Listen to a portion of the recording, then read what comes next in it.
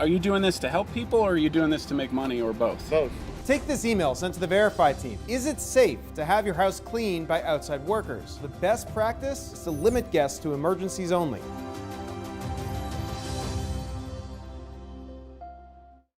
We know things are changing every day, but we're here with you. Continuous COVID-19 coverage during primetime. We're committed to giving you facts, not fear. On 11 Alive News Primetime, weeknights from 8 to 11 on WATF. There are everyday actions to help prevent the spread of respiratory diseases. Wash your hands. Avoid close contact with people who are sick. Avoid touching your eyes, nose, and mouth. Stay home when you are sick. Cover your cough or sneeze. Clean and disinfect frequently touched objects with household cleaning spray. For more information, visit cdc.gov/COVID-19. This message brought to you by the National Association of Broadcasters and this station.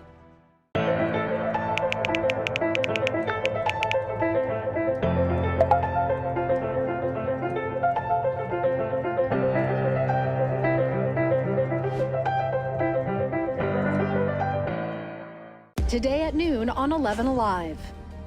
We are seeing that lack of smell or altered taste can be a symptom. We answer your coronavirus-related medical questions. Because 11 Alive is where Atlanta speaks. Televised newscasts not enough for you? Get even more at 11 Alive's YouTube channel, where you'll find uncut interviews, extended body cam footage, live streams of Atlanta's biggest trials, and more. Subscribe to 11 Alive today.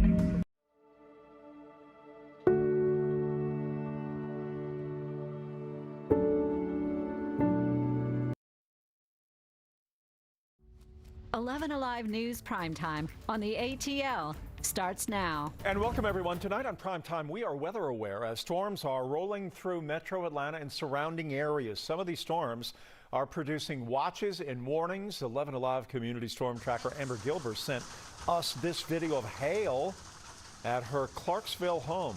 And hail, along with strong winds and heavy rains, are the main culprits right now. Meteorologist Samantha Moore joins us with the very latest. Samantha? Yeah, that line of storms has been working its way across North Georgia for the last few hours, and we have one remaining severe thunderstorm warning that's in effect for one of our counties, for Hart County, as the system pushes off to the east at around 50 miles per hour. It's been producing 60-mile-per-hour winds, and it's moving into South Carolina as we speak. We've had a lot of lightning and hail associated with this. This is the hail tracks as these storms pushed very briskly off to the east, and some of this hail pretty darn impressive in terms of size. We had reports of nickel-size hail, quarter-size hail, and as we queried it, even almost 1.4 inches here in Raoul. As these storms pushed to the east. So as they continued moving eastward, the hail size got smaller. So that shows signs of weakening here. But still quite a few lightning strikes, 39 in the past 15 minutes within this red box. And as you get closer to Atlanta, the lightning is pretty much stopped here, even though we've had some pretty good downpours working their way across 85 still at this hour near Big Creek. But once this line works out, we should just have a few showers on the backside once we get into the overnight hours. So the Storm Prediction Center still giving us that level 2 risk across northeast Georgia, that level 1 risk across Atlanta, but they'll likely chisel away at that as these storms move out during the next couple of hours. We have a frontal system moving through. That's what caused all of these storms. That's going to usher in much cooler air. And then we have more rain in store as we head towards the end of the week. Showers, possibly some thunderstorms, and then another blast of cold air behind that. So coming up, how low those numbers will go and what you can expect for the end of the week. Tonight, 4 days since Georgia started reopening, and many of you are asking us, where does Georgia stand? So here's a look at the numbers for you. As of this afternoon, nearly 1,300 people have died. That's up 24% from last week. There's now nearly 30,000 confirmed cases in Georgia. That's up about 20% from last week. Both of those percentages, though, are roughly in the same range of what we were seeing before the shelter-in-place order was lifted for most people. Now, because that information trickles in so slowly, state tells us that it could be about 2 weeks before we actually know if there's been a spike in cases since that order ended. Testing is also ramping up across Georgia. 66 sites are up and running in Georgia right now, with new sites opening in Rome and in Dalton. In certain southwest Georgia counties, you can even now get tested if you don't have any symptoms at all but think you may have been exposed. Now, we asked the state when people here in Metro Atlanta without symptoms could expect to be able to get tested as well, but the Department of Public Health did not answer our questions. Atlanta Mayor Keisha Lance-Bottoms says she might feel like a broken record, but the message is more important now than ever. She spoke with our Cheryl Freeheim this afternoon, and she says she wished that stay-at-home order had not been lifted, and she's concerned that people are seeing it as a green light to return to life as normal. The other part of the order was that people should continue to practice social distancing. They should continue to limit crowd sizes. And what I saw this weekend was very concerning. Obviously, it's a beautiful day. It was a beautiful weekend in Atlanta, and we'll have many, many more. But I just want to remind people that this virus is still highly contagious, and many people are still vulnerable. Were you surprised? I actually was surprised, and I'm ashamed to say it. Maybe I should not have been, but I thought that people still recognize that this is a deadly virus. And when I went out, I believe it's on Saturday, I took my kids out to watch the flyover from the Blue Angels. I was stunned at the number of cars that I saw out and about. It looked like a regular May Saturday afternoon in Atlanta to me. And even more surprising to me was seeing the crowds of people who were gathering, not distancing themselves, not wearing face masks. That was surprising and disappointing. Mayor Bottoms encouraging all Atlantans to wear a face mask every time they go out in public, but there is no city mandate for that right now. The pandemic has forced so many to change lives, and politics is not immune either. 11 Alive's Doug Richards shows us the new and sometimes amusing challenges that candidates face as they try to get their message before the primaries in June. You are watching the Atlanta Press Club Loudermilk Young debate series. The screen was a little busy during the 7th Congressional District Republican debate. This is new for all of us, so apologies if it's not as polished as normal. 2 questioners shared the screen with 8 candidates in 10 different settings. We are all participating either from our offices or our homes. And the debates were not only busy, they were a bit noisy. The biggest challenge was with audio, and that's because we had to keep all the mics hot the entire time. That means they were never off. Now, Marjorie Green owns a commercial construction and renovation company with her husband. She also... They even seemed to include the barking of house pets in the background. And every little screech from a chair or every little cough or anything like that was picked up by those microphones. The Atlanta Press Club produced 9 debates like this over the last 3 or so days. We still can't hear you. So they can hear me. Now I can. Now I can. Some of them mimicking virtual meetings now held by businesses and families across the pandemic-stricken landscape, including the maddening quirks of the hardware driving them. Unfortunately, I have to go plug in my laptop. When moderator Ricky Bevington had to sign off for a moment. I'll now host the show. Congressional candidate Kelly Weeks offered to take over. And what a takeover that could have been. Weeks spoke volumes with just her backdrop. She owns a gun store, by the way. And Kurt, we're not hearing you either. Once the technology and the audience adjusted, the candidates mostly got their chance to say their piece. You need to think about Lincoln at Gettysburg as opposed to Castro on May Day in Havana, okay? So let's meet the candidates. Donna Lowry hosted the longest and highest profile of the bunch, the Democrats vying for U.S. Senate. I think for the most part, we made it work. We didn't lose anybody during our hour and a half. We were able to get through all the technical difficulties. And like I said, I think everybody had a chance to get their point across. With the primary just 1 month away. I've been watching these Doug Richards pieces like that for 36 years. Only he can do those kinds of pieces.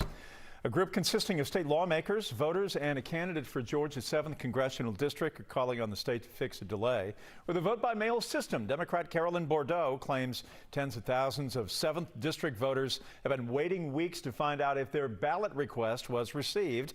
She also said thousands of ballots are still in limbo in Gwinnett County after being marked as issued by the state. The group says this is not a partisan issue given the dangers of the current health crisis. Let's take a look at some of your other local headlines now in your speed feed. A man shot and killed in Brunswick in February, and now a district attorney is taking that case before a grand jury. Ahmaud Mabry and his family says that he was jogging when he was confronted by two men with guns. Police identified the two men as Gregory McMichael and his son Travis, who they say thought Arbery was a burglar. The police report says the younger McMichael fired a shot, and later there was a second shot. An attorney for Arbery's family says they're concerned about getting justice because the elder McMichael has close ties with law enforcement. An outside district attorney was appointed to the case in April, and today determined the case should be presented to a grand jury in Glenn County. Right now, grand juries are suspended in Georgia until at least June 12th. 3 young women were shot late last night over an Instagram feud. Police say the fight started at a block party in northeast Atlanta and then continued at a BP gas station on Boulevard. That's where the shooting happened, injuring 2 19-year-olds and a 17-year-old. None of the injuries were life-threatening. Atlanta police say there is a suspect in custody. Police have released a sketch of the man who they say attacked a 21-year-old UGA student in her home. The woman told police he followed her inside demanding money, and then she was knocked out. This happened Saturday afternoon on East Cloverhurst Avenue. The man was wearing a white shirt and dark pants at the time. If you have any information, you're asked to please contact police. It is a day of unity and giving back. Next on Primetime, we are talking to nonprofits on the front lines who are needed now more than ever. We love seeing all of the good things happening in the community. Let's head out to Cherokee County. The Canton Funeral Home and Cemetery at Macedonia Memorial Park built this monument. It's an American eagle battling a king cobra. The statue is dedicated to all healthcare workers and first responders in their efforts in controlling COVID-19. You can join in and let us know the good things that you see happening around you. Send us your videos using the hashtag #SendTheLoveATL or text them to us.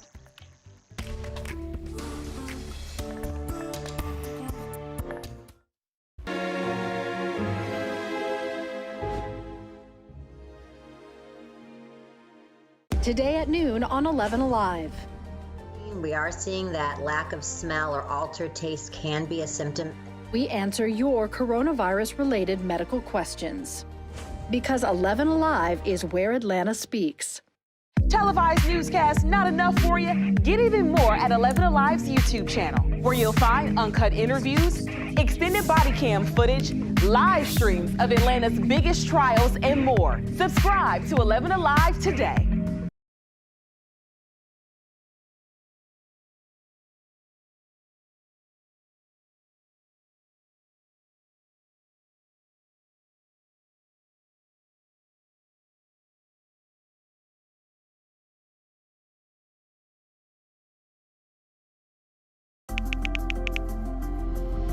Let's start with a viral message going around. Quote, vast majority of people who died had ibuprofen Advil in their system. This message is fake. We just bought 20 dust masks for $97. Are you doing this to help people or are you doing this to make money or both? Both. Take this email sent to the Verify team. Is it safe to have your house cleaned by outside workers? The best practice is to limit guests to emergencies only.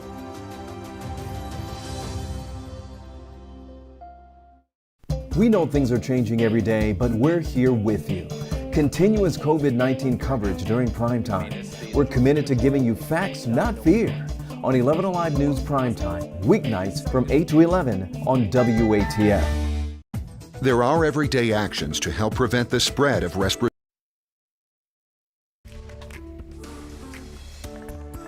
It's a big day of love, essentially. We're wanting to love on this community and love on these nonprofits, and we need them more than ever to do this work. Since the beginning of the coronavirus pandemic, Georgia's nonprofit community has rallied around those needing support, and they need that support. 11 Alive is where Atlanta speaks, and as we mark Georgia Gives and Giving Tuesday in today's Zero Central, Liza Lucas shares the voices of 7 nonprofits who have been serving on the front lines. Helping those in need does not stop in a pandemic. We've served over 40,000 people since March 1st. The need has skyrocketed. I mean, we'll distribute over 40 to 50,000 diapers this week alone.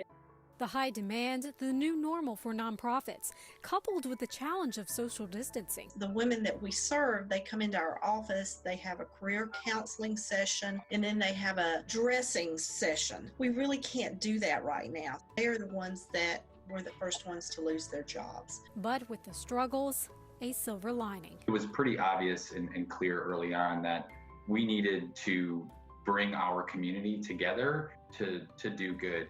At Open Hand, we're preparing about 7,000 meals a day right now. And we couldn't do that without the support of our volunteers. And I think that's the silver lining of this pandemic, whether it's United Way helping to raise funds and to rally us, whether it's Hands on Atlanta sending us volunteers, the community is really coming together. 1,100 people open their homes to pets and are telling us that they're helping them through this crisis. We work tirelessly to help people, animals. Our work doesn't end when the crisis ends. The effects of the pandemic not ending anytime soon as nonprofits work to serve while also needing support. The work is essential, and Atlanta depends on it. A community defines itself by how it treats people. And we've got a deep impulse to make a difference in the lives of folks. And the people who support us want to do that as well. Speaking of support, Georgia Gives is a movement in generosity, awareness, and volunteerism.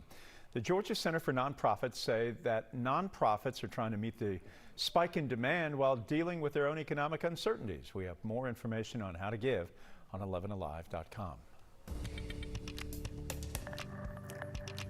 Well, your 11 Alive storm trackers have been busy tonight tracking severe thunderstorms working their way across North Georgia. They really blew through Floyd County earlier. You can see the winds are still whipping there with the flags in our live tower cam in downtown Rome, but the rain ending for now, so we'll feel that cooler air blowing in as we head into tonight and in towards the weekend. And then also Blue Ridge having seen those storms blow through as well. You can see the streets are wet here, but the storm's pushing off to the east. So let's take a look at them on radar and show you what we're seeing and all the lightning that we have seen. This is from Elena Schmerzy. She's one of our 11 Alive storm trackers in Pickens County, Talking Rock area. And she just said, oh, the lightning show was really something for a while there. We were counting hundreds of lightning strikes within 15-minute periods. But now that is moving away from Talking Rock and pushing into South Carolina, where they still have a severe thunderstorm watch in place. And that just edges into Franklin County, Hart County here. And we're going to continue to see this line push off extremely quickly. It's been moving to the east at around 55 miles per hour. So just about as fast as you would drive down the freeway, or the way you used to have to drive down the freeway when all the speed limits were 55 miles per hour on the interstate. But we're looking at those hail trails, and they're pretty impressive. We saw a quarter-size hail here moving in through Clarksville, and now those hailstones have shrunken in size as they've moved off to the east. But we still have some pretty decent downpours here northeast of Homer and right along Interstate 85. And also as we come to the south here, you can see these storms that were pretty heavy earlier are really starting to dwindle. So just some showers here in Brazelton right now. And as we pull out further, you can see all of the lightning that we saw earlier, and there was a lot of it, now down to 60 strikes in this huge square area across northeast Georgia and extending into parts of South Carolina. So the heat today, it was on. We were at 84 degrees, several degrees above our average of 77 degrees. And we didn't pick up any rain officially at the airport. All the rain was in far north Georgia. But we did feel the wind gusts just about everywhere.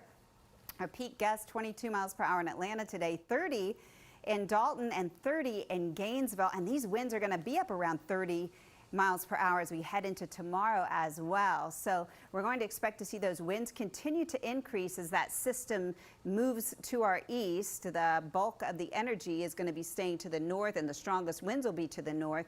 We could easily have those winds gusting up to 30 miles per hour overnight and into tomorrow as well. So be advised, there could be some debris on the roadways, limbs that kind of thing that usually happens when we have these gusty winds. So overnight tonight, we'll see those storms move out. The skies start to clear. And then during the day tomorrow, look at those temps. We're going to be in the 60s. It's going to be a gorgeous day to get things done out in the yard because you may not even break a sweat as temperatures are going to be on the comfortable side. So cold front moves through tonight. We'll have those winds gusting up to 30 miles per hour tonight and into tomorrow. And another front on Friday will bring another chance of rain. So in comes that line, pushing off rather quickly. By midnight, it should just be a memory, and we'll feel those cool breezes blowing throughout tonight and into tomorrow. Maybe a few showers wrapping around here on the north side as we head into tomorrow afternoon and evening, but we don't expect to see any thunderstorms, just some wraparound moisture. And I think the thing everyone's going to be noticing is here we were up in the 80s the last few days. We're going to see temperatures dropping by around 15 degrees as that cool air settles in here. By the time we get to our Thursday and then Friday, another system moves in, bringing us more rain and more cool air for the weekend. And we'll have more on that Friday timing coming up, and our second weather at about a quarter till the hour in our next half hour of our newscast. So breezy on our Wednesday, and temperatures starting to drop a bit. We'll be in the 60s much of the day. Getting into Thursday, another gorgeous one, and then that next front moves in with reinforcing cool air, brings in another chance for showers and storms. 50% chance of rain on Friday, but it should be out of here by the weekend, by our Saturday, by our Sunday. We'll see lots of sunshine, temperatures very comfortable in the mid-60s on Saturday, in the low 70s on Sunday. And right now it looks next week we'll have seasonal temps, a lot of sunshine, and starting out the week on a dry note.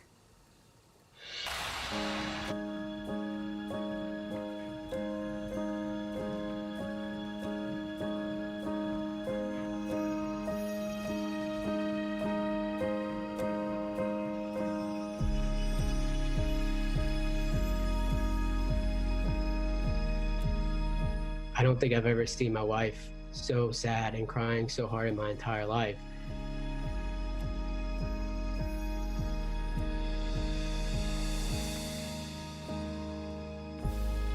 It was very special, and it meant a lot that he did that for me.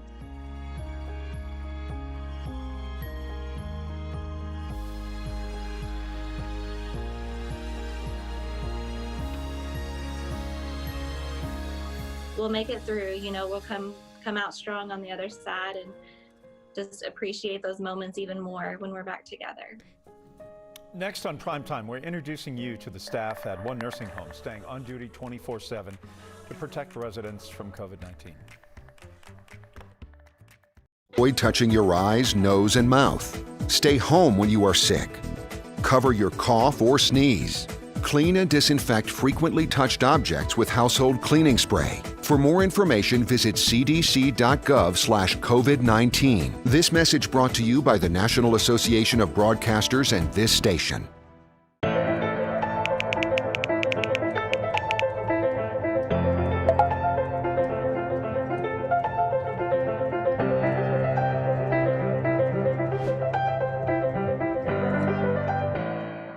Today at noon on 11 Alive.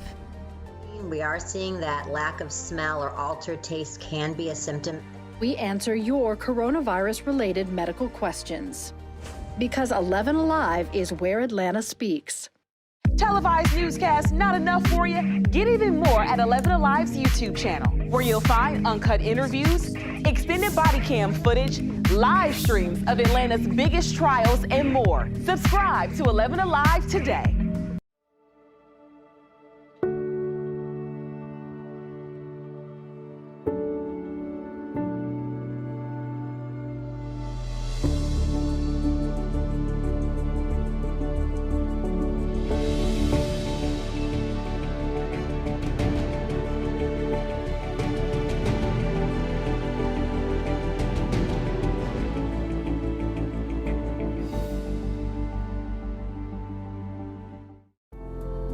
In times of great uncertainty, some things become more clear.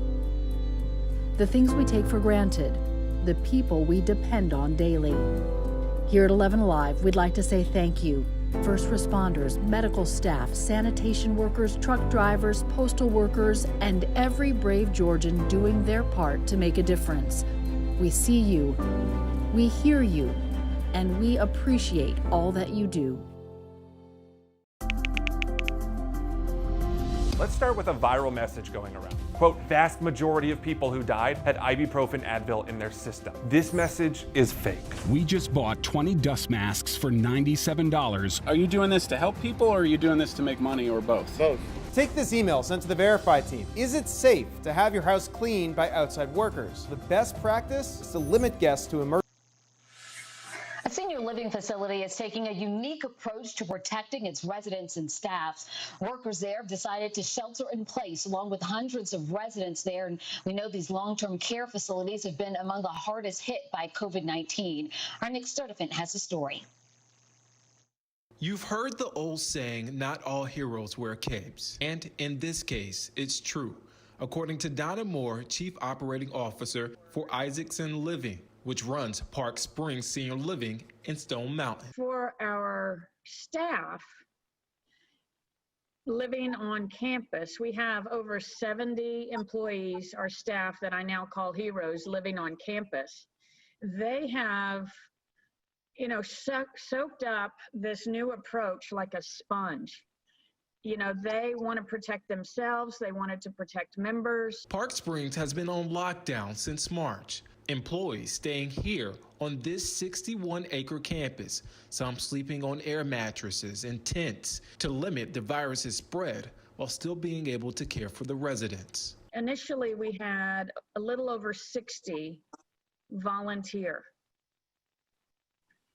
And this was before they even knew what the deal was. Justin Kraft, who's in charge of the food service, is one of the employees making the sacrifice, away from his wife and 2 kids, but still trying to stay connected with them too. That's been our normal for the past 6 weeks. It's just trying to maintain our routine as a family. Whether it's picking up food from one of our favorite restaurants where her and I will sit down and have a date night, across from a fence from each other and hang out, to the boys packing up kind of that picnic. No one told us to do what we're doing.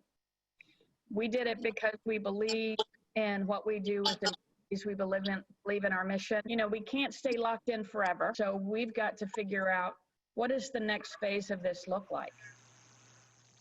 Park Springs says right now they have no COVID-19 cases on campus. The COO says they originally asked those workers to stay there through April. Now they're asking them to do it a little bit longer, maybe through the month of May. Right now, many have said they will stay 24/7 as long as they are needed. Ahead tonight in Primetime, an 11 Alive reveal exclusive. Homeowners threatened with fines for weeds and paint problems even during this pandemic. What the law says about your rights.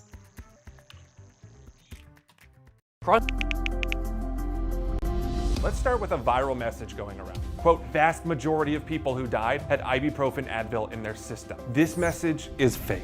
We just bought 20 dust masks for $97. Are you doing this to help people or are you doing this to make money or both? Both. Take this email sent to the Verify team. Is it safe to have your house cleaned by outside workers? The best practice is to limit guests to emergencies only.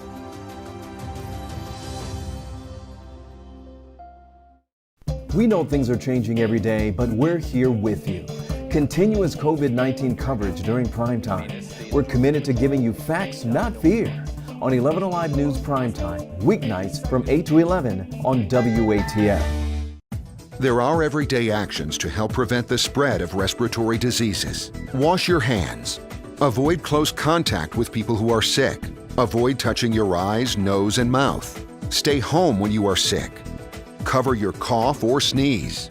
Clean and disinfect frequently touched objects with household cleaning spray. For more information, visit cdc.gov/COVID-19. This message brought to you by the National Association of Broadcasters and this station.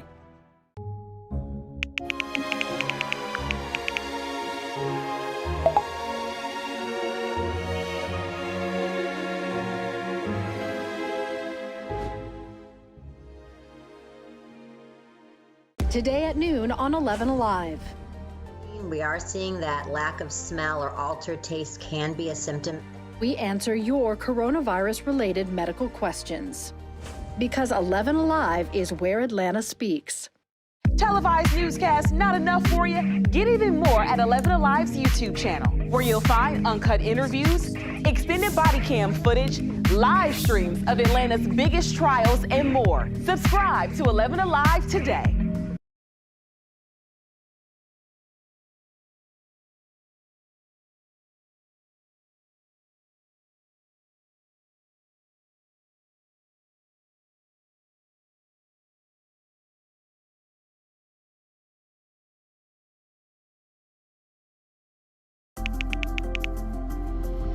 Let's start with a viral message going around. Quote, vast majority of people who died had ibuprofen Advil in their system. This message is fake. We just bought 20 dust masks for $97. Are you doing this to help people or are you doing this to make money or both? Both. Take this email sent to the Verify team. Is it safe to have your house cleaned by outside workers? The best practice is to limit guests to emergencies only.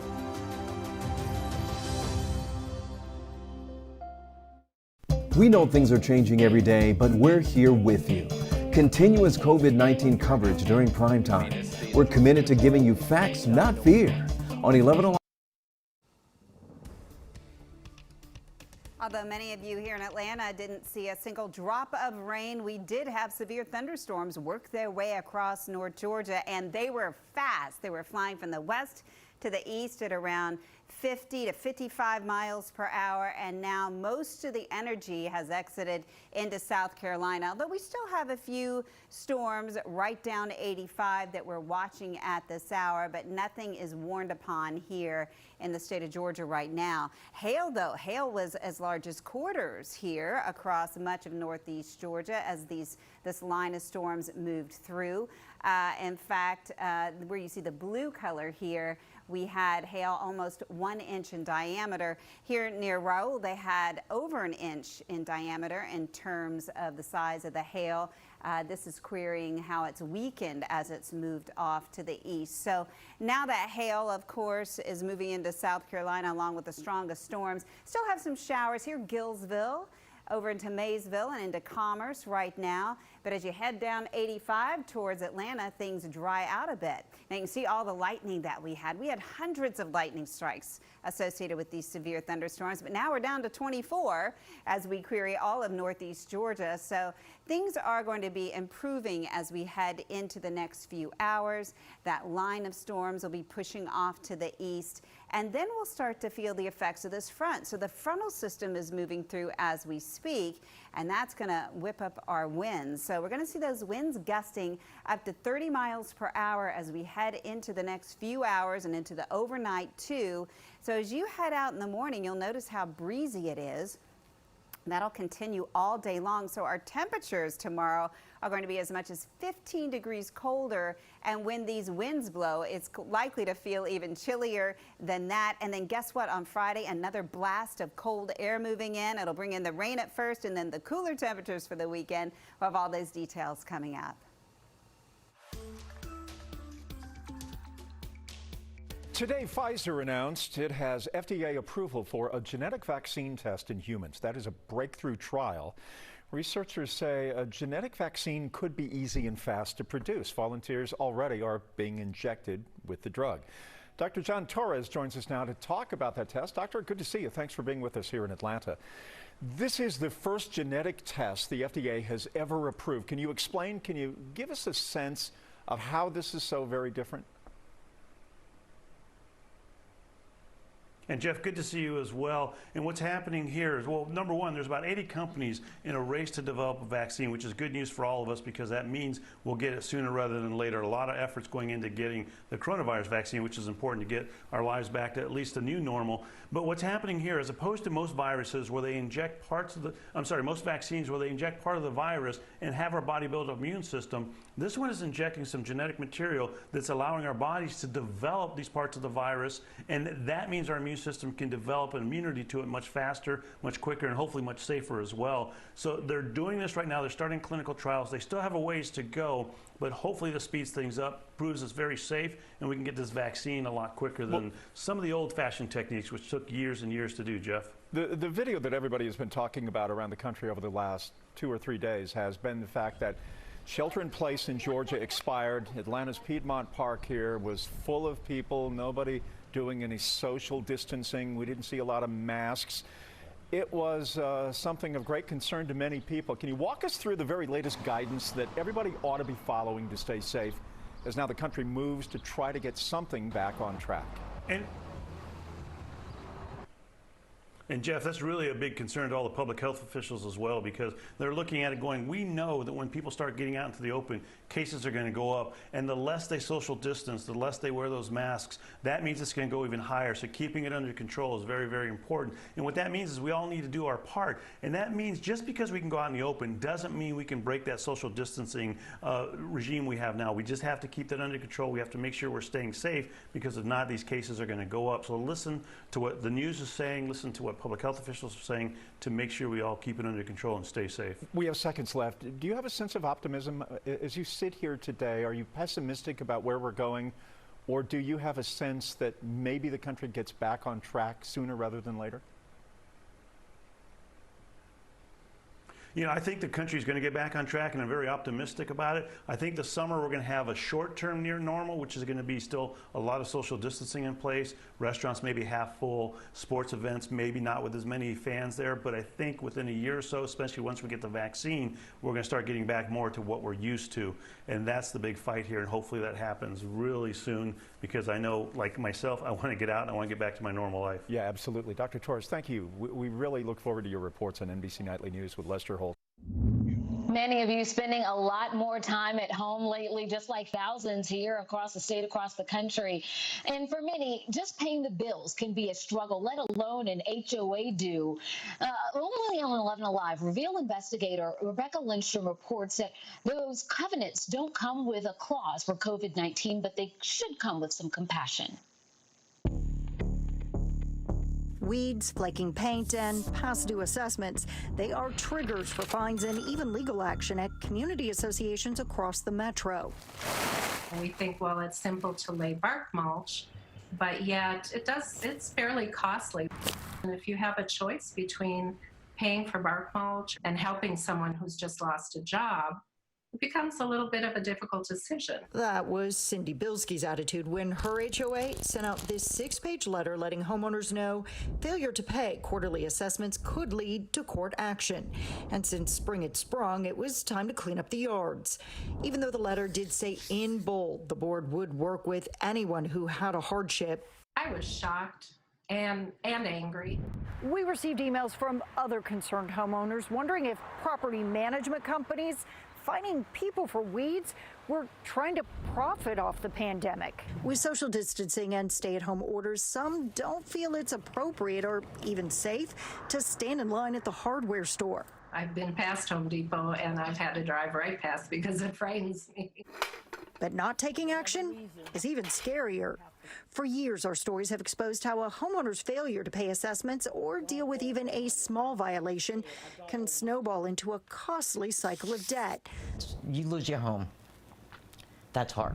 So it's important to know COVID-19 hasn't changed any of that. So treat it as one of those bills that has to get paid. Attorney George Nowak helped write Georgia's HOA laws. He says some homeowners are using their stimulus money to pay their dues, so we may not know the full hardship for several more months. Getting a payment of some amount is better than getting nothing. Nowak says HOAs learned that lesson the hard way during the financial crunch a decade ago. So many homeowners said, I owe you so much, I give up. I'm not even going to pay. The loss of revenue impacted entire communities for years. We saw associations that could not open their swimming pools. The fall color, the spring color, this pine straw. So much of that had to be just put aside. That's why he is recommending to his clients that they maintain the status quo, but with compassion for those truly facing a hardship, setting up payment plans and waiving late fees. I definitely think they need to take a look at each individual situation. Bilski says her board president did later apologize, calling the timing of the letter insensitive.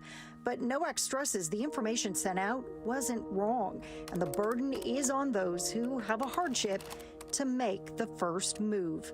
Do not just stop paying. Contact the board.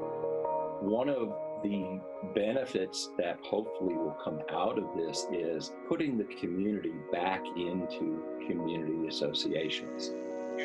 Rebecca Lindstrom reporting there. There's something else for you to know here. If you make any arrangements with your board, make sure you get it in writing and get it signed. If you run into problems later, make sure that you reach out early. You don't want to wait until the due date to ask for more time. Compared to adults, very few children have gotten sick with COVID-19. But why is that? How a new federally funded study could solve the mystery, coming up next. Thank you to all the nurses. We really appreciate your sacrifice and your effort during this tough time. Thank you for being caring, selfless, and brave. We appreciate all of your acts of service. Thank you. I just want to say thank you to all the healthcare workers that work so hard to keep us safe every day. Thank you. To 11 Alive today.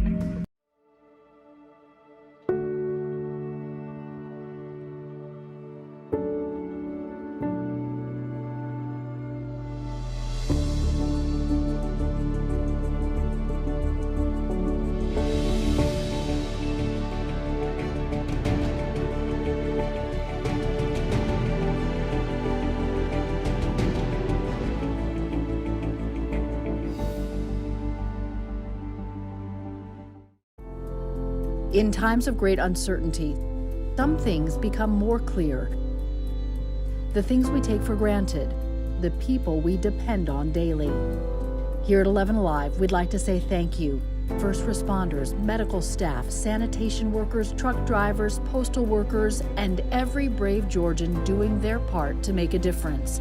We see you, we hear you, and we appreciate all that you do. Let's start with a viral message going around. Quote, vast majority of people who died had ibuprofen Advil in their system. This message is fake. We just bought 20 dust masks for $97. Are you doing this to help people or are you doing this to make money or both? Both. Take this email sent to the Verify team. Is it safe to have your house cleaned by outside workers? The best practice is to limit guests to emergencies only.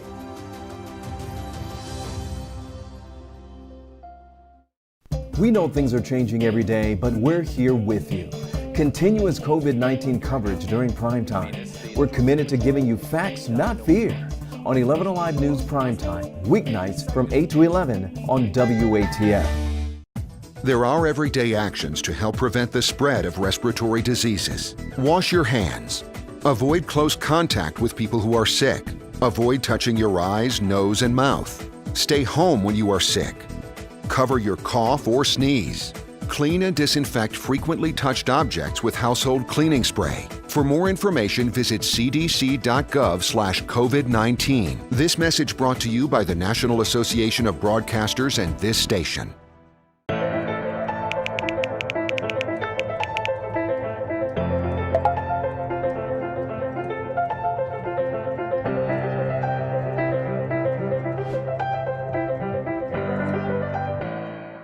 Today at noon on 11 Alive. We are seeing that lack of smell or altered taste can be a symptom. We answer your coronavirus-related medical questions. Because 11 Alive is where Atlanta speaks. Televised newscasts not enough for you? Get even more at 11 Alive's YouTube channel, where you'll find uncut interviews, extended body cam footage, live streams of Atlanta's biggest trials, and more. Subscribe to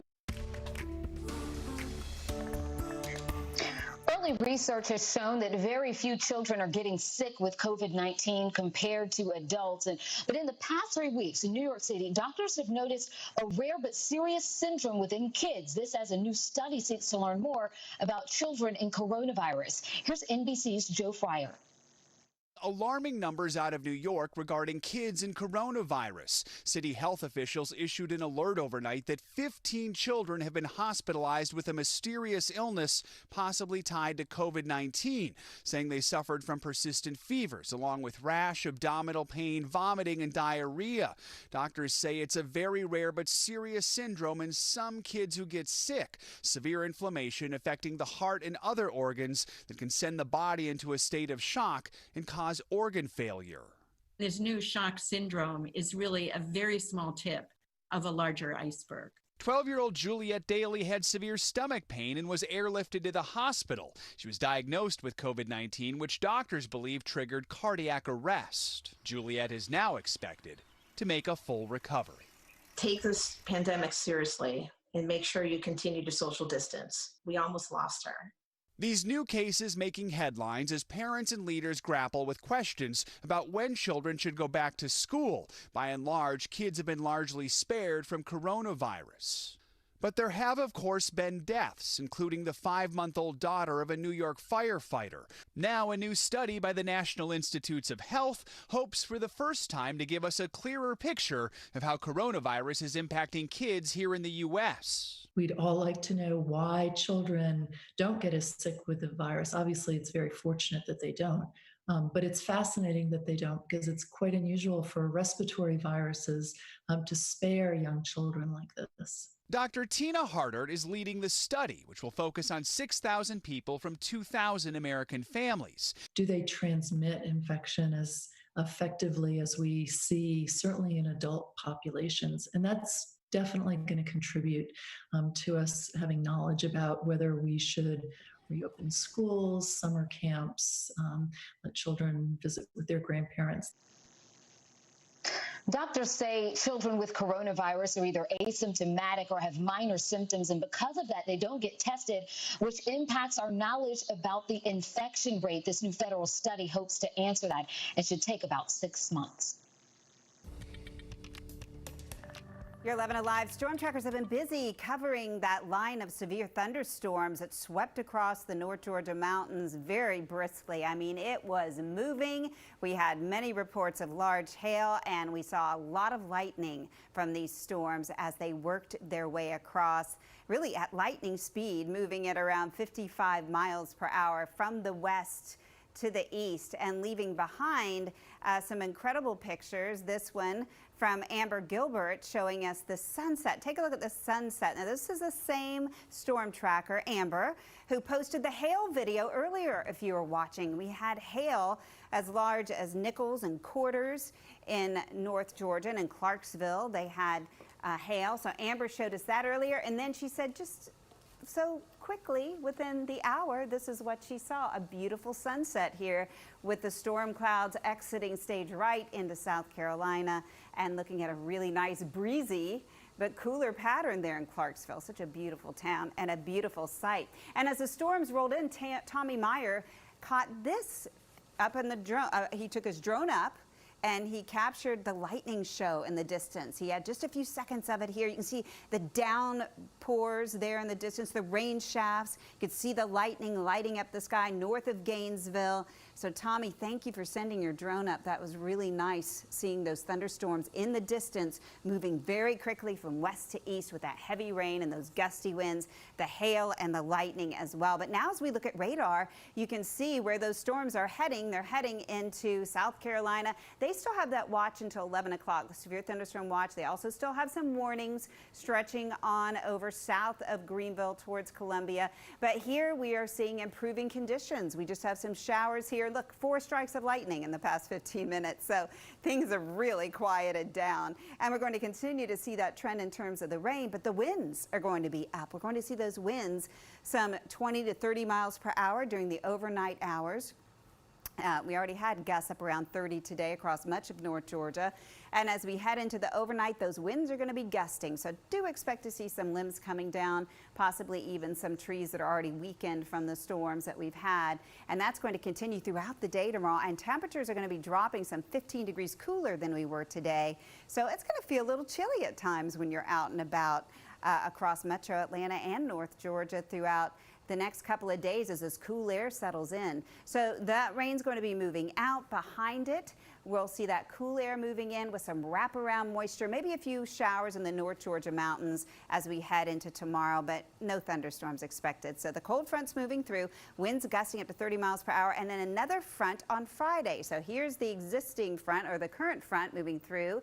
We have wraparound moisture on our Wednesday, just a few light showers in the North Georgia mountains, and then dry through Friday, and then in comes that rain on Friday. So this is 6:30 on Friday. So Friday night we could be dealing with some showers and storms, and then the cool air moves in. This is tomorrow morning as the cool air settles in with another blast as we head into Saturday. So much cooler temperatures in our future.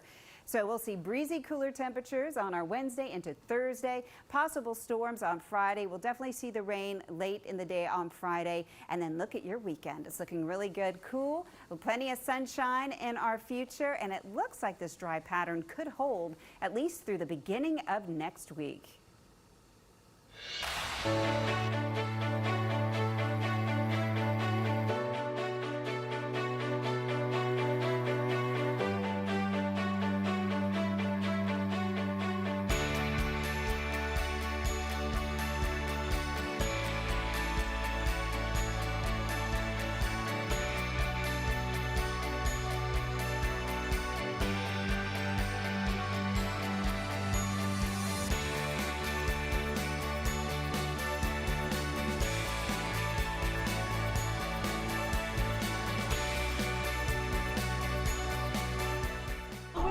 Say thank you, and you are my shero.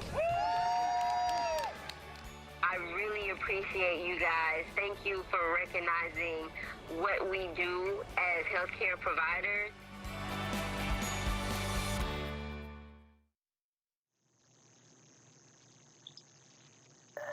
Next on Primetime, how former President Barack Obama plans to make graduation for America's class of 2020 one to remember.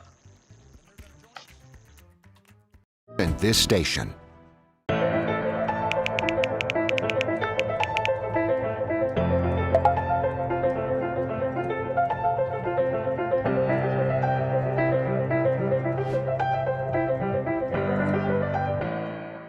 Today at noon on 11 Alive. We are seeing that lack of smell or altered taste can be a symptom. We answer your coronavirus-related medical questions. Because 11 Alive is where Atlanta speaks. Televised newscasts not enough for you? Get even more at 11 Alive's YouTube channel, where you'll find uncut interviews, extended body cam footage, live streams of Atlanta's biggest trials, and more. Subscribe to 11 Alive today.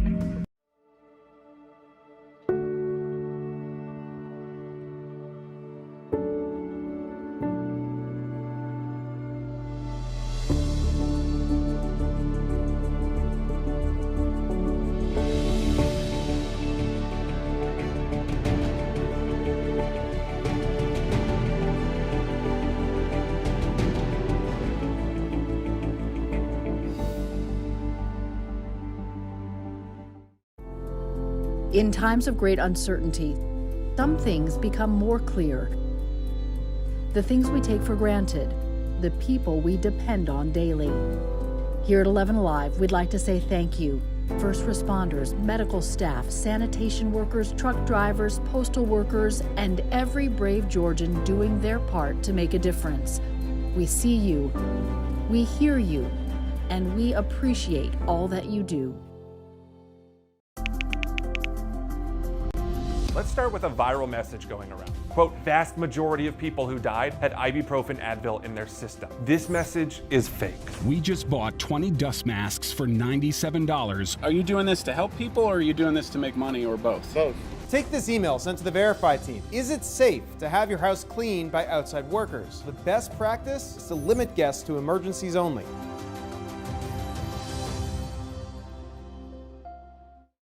We know things are changing every day, but we're here with you. Continuous COVID-19 coverage during primetime. We're committed to giving you facts, not fear. On 11 Alive News Primetime, weeknights from 8 to 11 on WATF. There are everyday actions to help prevent the spread of respiratory diseases. Wash your hands. Avoid close contact with people who are sick. Avoid touching your eyes, nose, and mouth. Stay home when you are sick. Cover your cough or sneeze.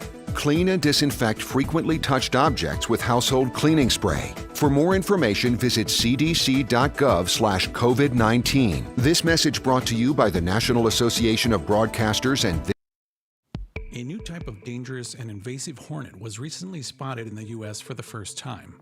Here's what you need to know about the Asian giant hornet, aka the murder hornet.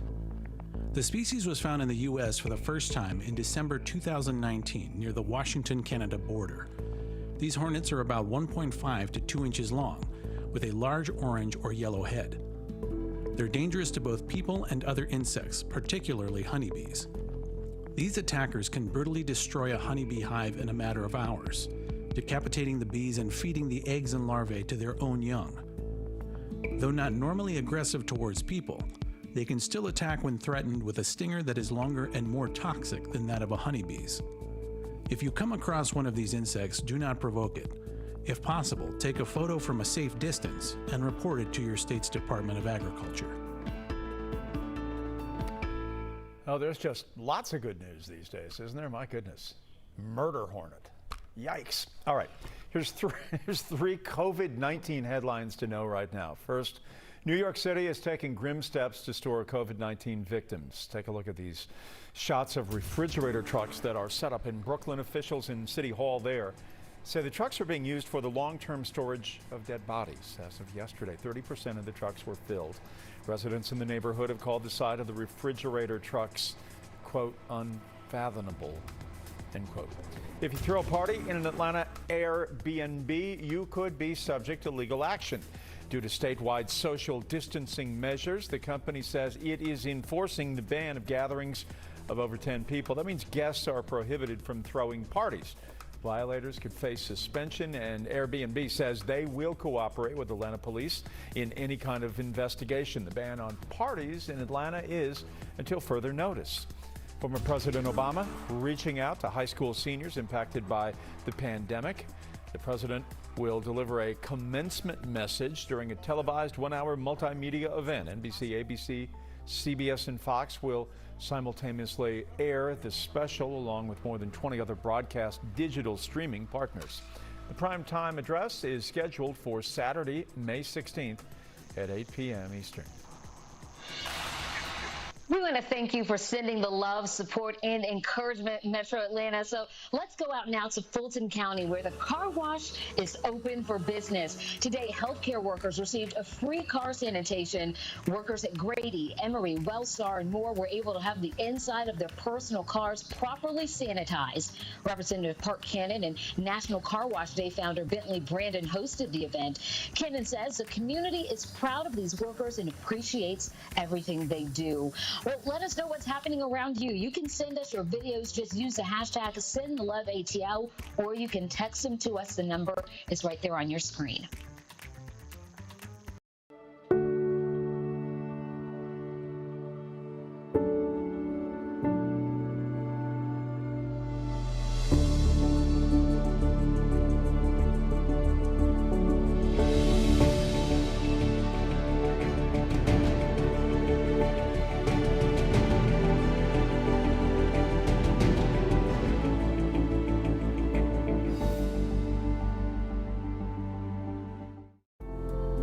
In times of great uncertainty, some things become more clear.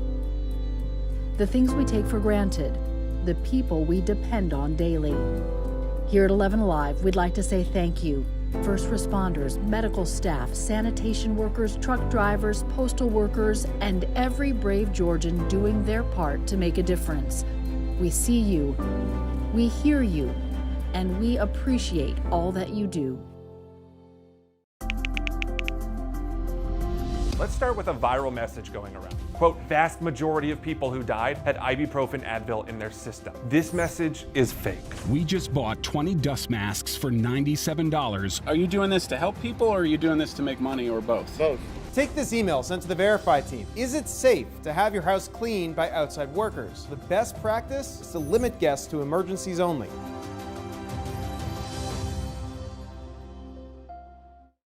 We know things are changing every day, but we're here with you. Continuous COVID-19 coverage during Primetime. We're committed to giving you facts, not fear.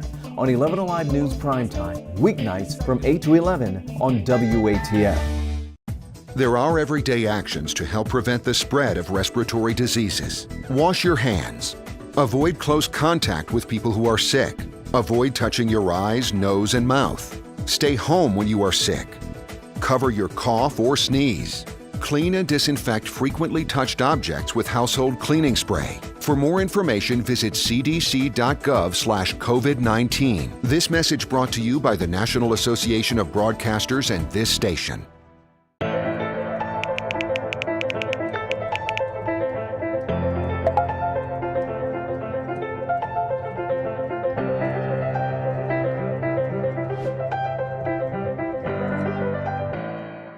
Today at noon on 11 Alive.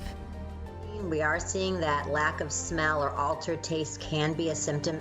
We answer your coronavirus-related medical questions.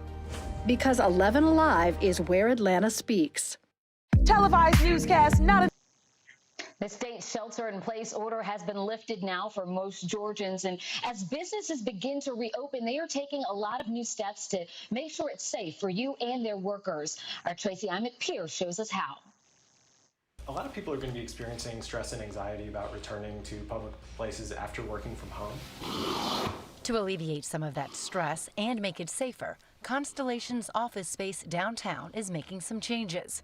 Matt Finn is a healthy design architect who designed this space in the first place. Touchless faucets and soap dispensers, as well as improvements to air filtration throughout. They're also ramping up their cleaning schedule and bringing in new plants to help clean the air too.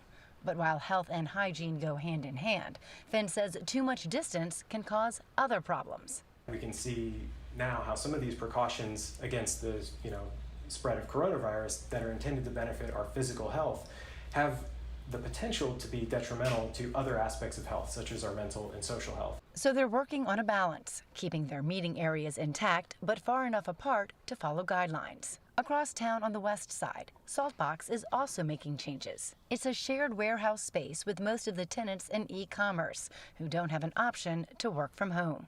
They're having orders on their websites and they're having to fulfill them and send them out, so they have to come to a facility and ship them out. So they started retrofitting early on. They've installed foot poles, new air purifiers throughout, and to cut down on people inside, they have a new virtual tour option for prospective tenants. And for all tenants, they're providing these. You can open any doors, you can open any trash cans, you can operate the copy machine. As people start heading back into the workplace, there are antimicrobial tools like these. They can use them for pushing elevator buttons, opening doors, and opening cabinets, all without touching them with their hands. But these tools should not replace good hygiene. You still need to wash your hands. 11 Alive News Primetime on the ATL starts now. Showers and storms making their way out of the viewing area tonight. The system brought some heavy rain and strong winds and even some hail, producing warnings earlier this evening. Chief Meteorologist Chris Holcomb joins us now. Chris, are we in the clear for the rest of the night? We are. We're watching those stronger storms that have already moved out to the east of us. So we're now in the process of watching those temperatures that are going to be cooling down for the rest of the nighttime hours. You can see here in Atlanta, we're fine. We didn't really have a big impact here in the city, but on the northern suburbs, we had some showers and storms move through. And then in North Georgia, big time storms came through with numerous severe thunderstorm warnings earlier. You can see some of those storms that were coming through North Georgia exiting now into South Carolina, where they have a few severe thunderstorm warnings in South Carolina, but we now do not have any warnings in effect for our area, even though we had multiple ones earlier.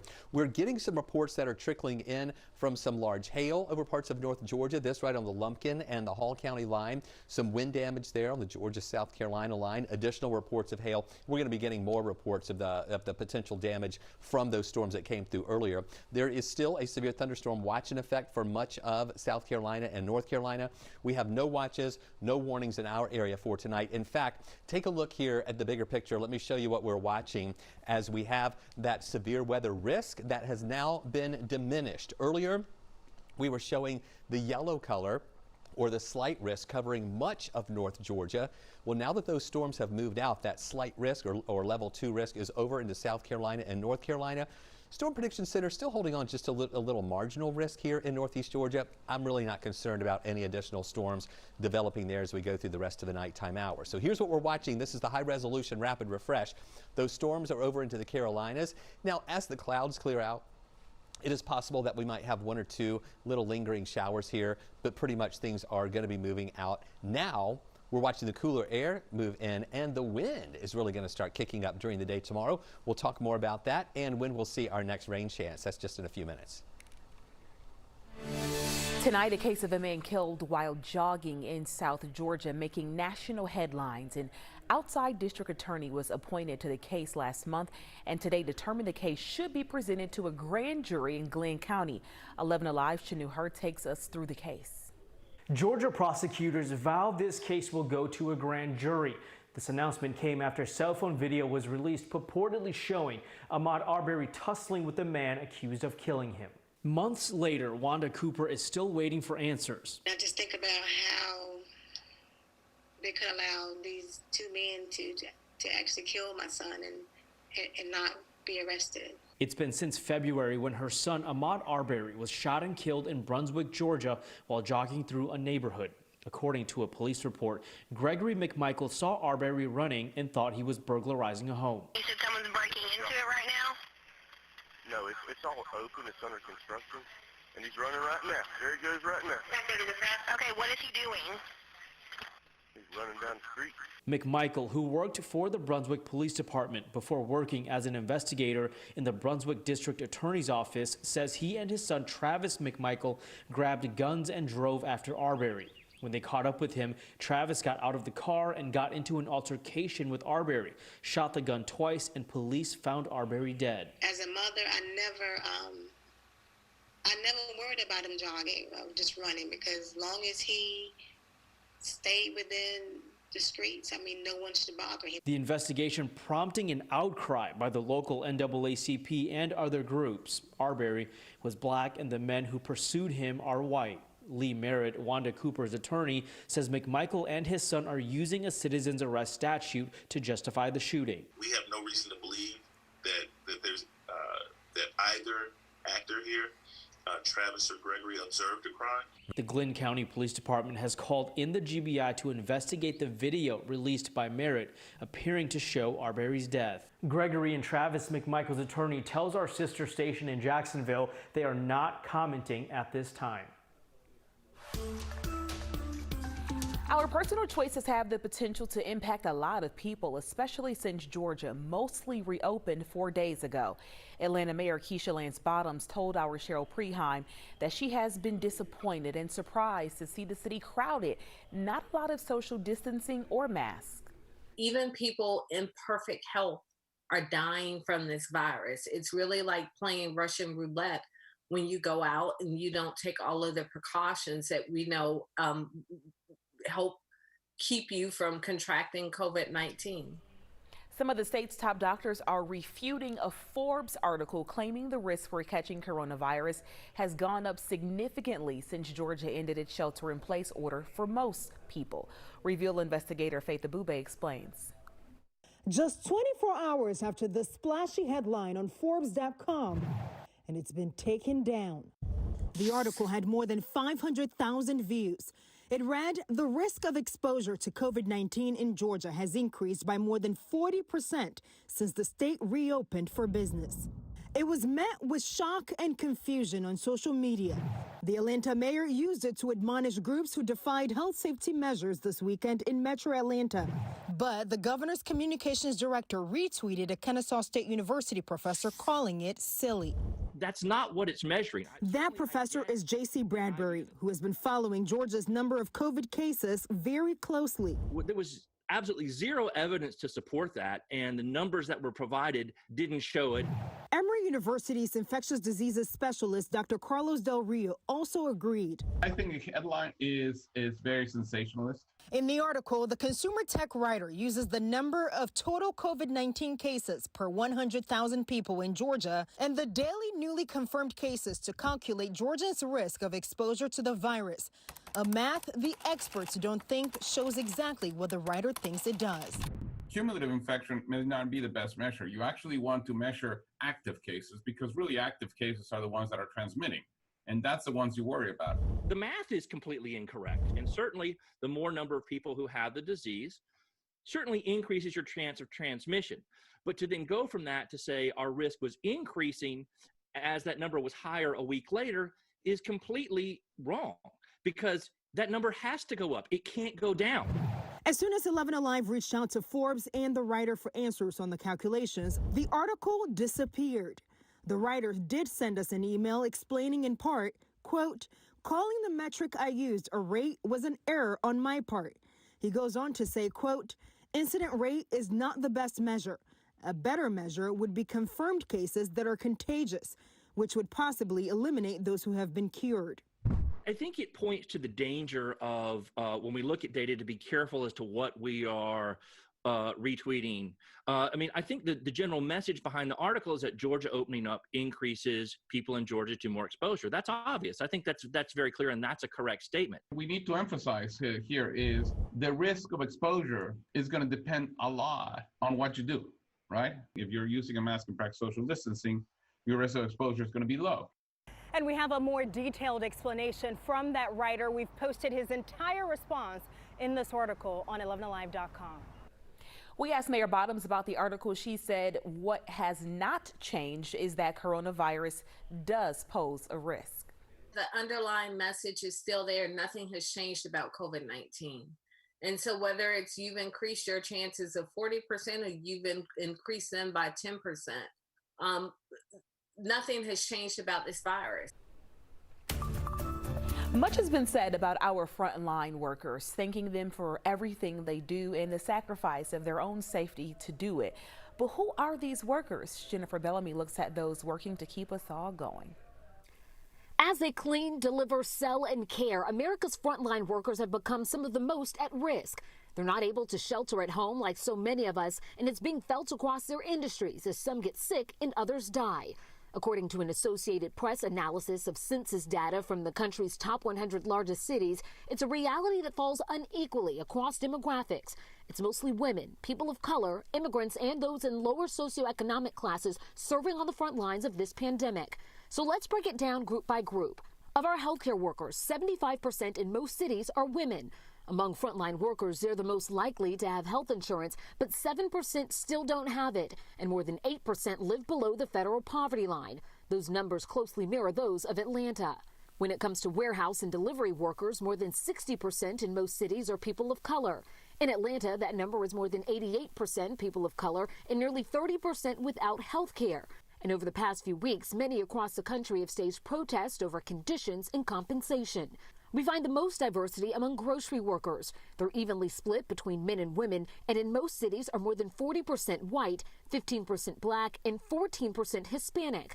At least 16% live below the federal poverty line, and 15% don't have health insurance. The analysis found janitors are the most vulnerable financially of frontline workers. In Atlanta, more than 90% are people of color, more than 50% are women, 35% live below the poverty line, and 44% are without health care. A thank you goes a long way. You can share yours since tomorrow is National Nurse Appreciation Day. You can call us at 678-765-9514 and leave your message for these healthcare heroes. Make sure to tell us your name, where you're from, and the best way for us to contact you. And we may use your thank you on air like these. Thank you for your efforts during this difficult time. We really appreciate your help to this community. In honor of National Nurses Week, I'd just like to say thank you to all the healthcare workers. Thank you to all the nurses who are out there working on the front lines to make us all safer. Thank you for putting all the countless hours. Thank you for being in the front line. Thank you for giving us hope when we need it. Thank you to all our heroes. Thank you and stay safe.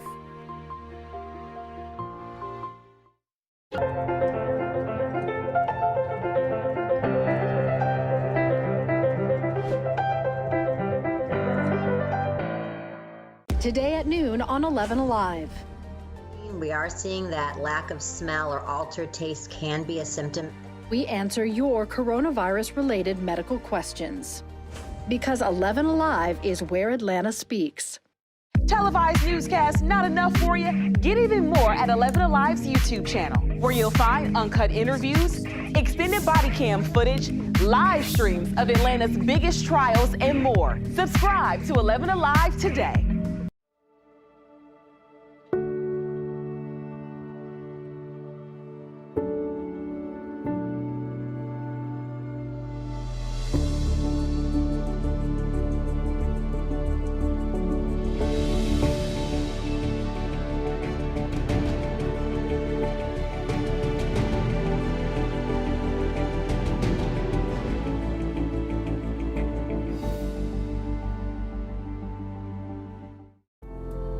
In times of great uncertainty, some things become more clear.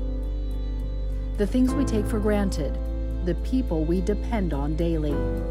Here at 11 Alive, we'd like to say thank you. First responders, medical staff, sanitation workers, truck drivers, postal workers, and every brave As the U.S. death toll from COVID-19 climbs past 70,000, word tonight that the White House will begin scaling back its coronavirus task force. President Trump appointed Vice President Mike Pence to lead the group in late February. The panel had been meeting daily in the Situation Room, frequently holding televised briefings, but those have been scaled back. And sources tell NBC News that while doctors Anthony Fauci and Deborah Birx will still be at the White House most days, other task force members may not be there as much. The government's response to the pandemic has generated a lot of controversy, particularly when it comes to numbers. There are several claims popping up on social media right now claiming the CDC lowered the U.S. coronavirus death count by nearly 30,000. We had our Verify team dig into the facts. Here's Jason Puckett. Multiple claims say the CDC lowered the number of COVID-19 deaths from 55,000 down to about 37,000 deaths. They all link directly to the CDC website as proof. So is this true? Our main source here, the same CDC pages being shared. As of Monday, the CDC shows 67,456 deaths from COVID-19. But a separate CDC page shows a total of 38,576 COVID-19 deaths. So 2 CDC pages with a difference of 30,000 deaths. What's going on here? Did the CDC change their numbers, or is one of these numbers wrong? No. The numbers on both pages are accurate. One is just a few weeks behind the other. The same page being shared in the viral claims explains the difference. This 67,000 number is the total reported to the CDC by states. Each state counts their death certificates and sends a report on COVID deaths to the CDC. But this smaller number comes from a second check of the death certificates that states send to the National Center for Health Statistics, or NCHS. And here's the key point. Since they have to get these certificates from each state and then process them again, their data, quote, often track 1 to 2 weeks behind other data. And that matches up. CDC archives from about 2 weeks ago show about 39,000 deaths reported by states. So we can verify these claims are false. The CDC didn't lower or revise the COVID death count. They have 2 separate counts. One is a direct current report from states. The other is a second count of death certificates that's a few weeks behind. The state taking more action tonight to keep a hot spot in North Georgia from growing worse. 11 Alive's Ellen Lopez is taking a closer look at the situation in Hall County. One of the places that we're going to be standing a unit like this up is in Gainesville, which is something that we're probably going to need right now. They're being stressed pretty hard up there. Governor Kemp says they're taking the lessons they've learned from Southwest Georgia and are now applying them to Hall County. He made the remarks while touring a temporary medical pod at Phoebe Putney Hospital in hard-hit Albany. Over the last several weeks, the state has been focused on containing the virus in counties surrounding Albany as cases spiked. And it's worked, with significantly fewer people becoming infected and hospitalized recently. Now the state is turning its focus to Hall County, where they plan to send one of those temporary medical pods. Last Tuesday, Hall had a confirmed case rate of 544 per 100,000 people. Exactly 1 week later, its rate is now 881. That's much higher than nearby counties in Metro Atlanta and North Georgia. The death toll in Hall County up from 15 last week to 23 this week. We already have contractor medical staff up there on the ground today. We got the mobile unit that's being stood up. I hope we won't need it, but it's going to be there in case we do. Already established is the World Congress Center, where Governor Kemp says there are patients there, but not many, adding that these sites will be prepared for what's next in the coming months. We know that this isn't going away anytime soon, so I think we'll keep this facility stood up, even if it's not being used, I think, for the foreseeable future. So whatever happens in the fall or until we get a vaccine, it'll just have us continue to be ready. Health officials did tell us that some of the patients at the Northeast Georgia Medical Center are coming in from chicken processing plants. Now, the city does tell us that they're continuing to keep the public informed during this pandemic. Oof, you just got a vaccination. Shots are never fun, but that injection will make your body's immune system better protected when you encounter a particular disease. And although it may sting a little, getting that shot of life-saving liquid is the easiest and quickest part of the vaccine process. It took dozens of doctors and researchers years, maybe even decades to create it. So what goes into making a vaccine? The first step is to isolate the disease antigen, which causes an immune response in the body. Then the antigen is weakened before being injected. When this weakened form enters your bloodstream, it allows your own immune system to activate and more easily combat the illness. Think of it like a boxing match between your body and the disease. But the disease has both its legs and arms tied, giving your body an easy knockout punch. The next step is to add compounds that help your new disease immunity last for a longer period of time. So instead of getting a booster shot every year, you may only need one once every decade, which is great, fewer needles. Then a series of stabilizers are added in order to prolong shelf life and allow the vaccine to be shipped all over the world. But there are still several more steps before a vaccine makes it into your bloodstream. Once it's been perfected in the researcher's lab, it's then sent to the FDA and CDC for more rigorous testing.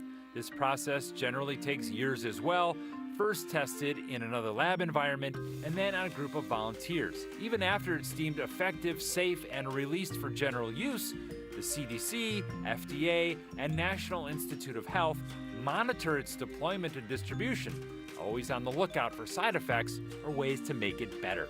Human immunity to disease is the culmination of thousands of years of living on Earth, as well as hundreds of years of scientific research and innovation. When years of adapting and evolving on Earth mixed with the best and brightest medical minds, it's a surefire recipe for defeating and preventing what was once a common sickness from plaguing future generations, all in the form of a shot.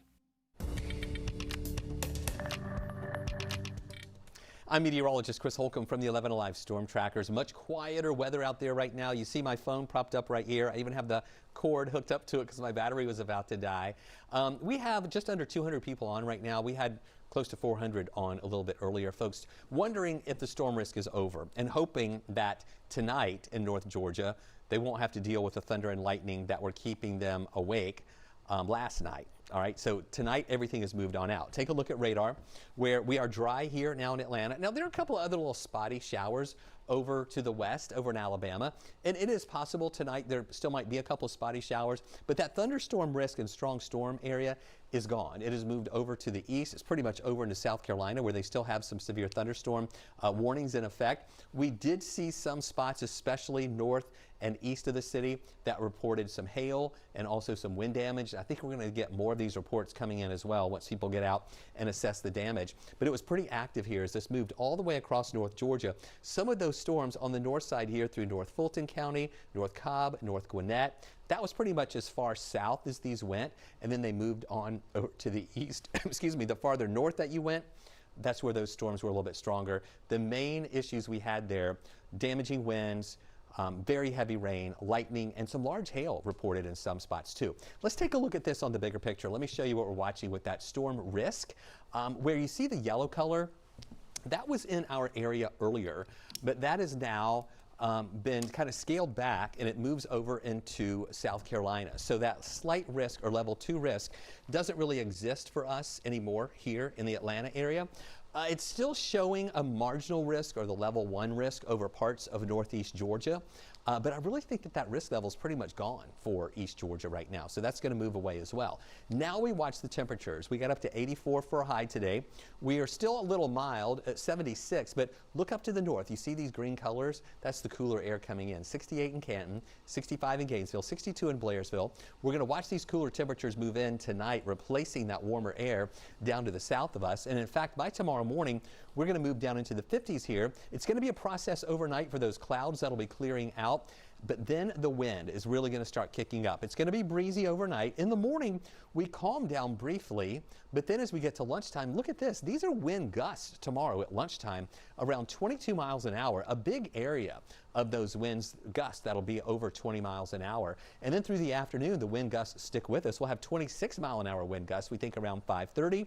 And then it starts to die down a little bit tomorrow evening, and then it dies down more into Thursday with those winds that'll finally move away from our area. So tomorrow's going to be a rather breezy day, and that's one of the reasons we're sticking with a 9 on the wasometer, also because it's cooler than average, highs near 71, and the clouds will be mixing in at times with that sunshine. We had that clearing out process, but a little wraparound moisture on the north side, keeping us with a couple of clouds and maybe even a couple of spotty showers far north tomorrow. Then we clear out in earnest here going into Thursday with more sunshine and that cool air in place. Another system comes in on Friday. That's going to give us a chance for some showers. At this point, I'm really not overly concerned about a severe weather threat as that comes in here on Friday.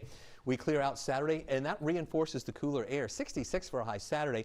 Watching Sunday morning really closely. Lows near 44 in the city. It could get into the upper 30s in the outlying areas. We may have to watch for some frost over parts of North Georgia early Sunday, and then dry Monday and Tuesday. Still cool in the mornings, but high temperatures there into the lower 70s.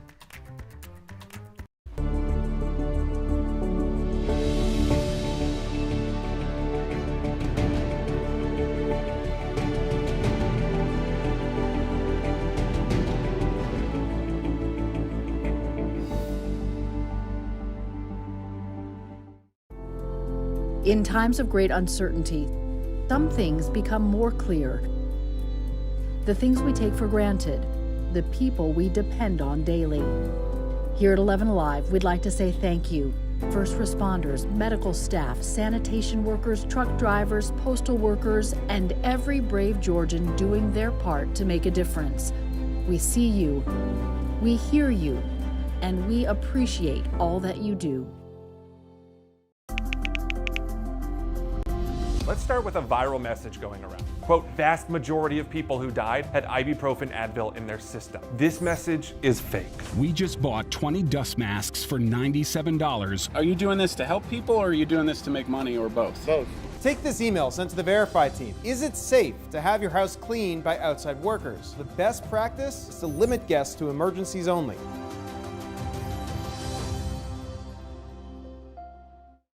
We know things are changing every day, but we're here with you. Continuous COVID-19 coverage during primetime. We're committed to giving you facts, not fear. On 11 Alive News Primetime, weeknights from 8 to 11 on WATF. There are everyday actions to help prevent the spread of respiratory diseases. Wash your hands. Avoid close contact with people who are sick. Avoid touching your eyes, nose, and mouth. Stay home when you are sick.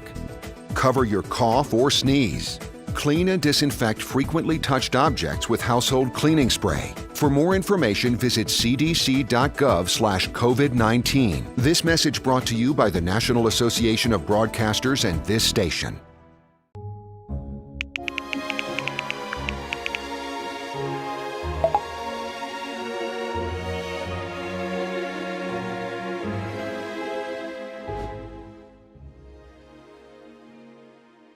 Today at noon on 11 Alive.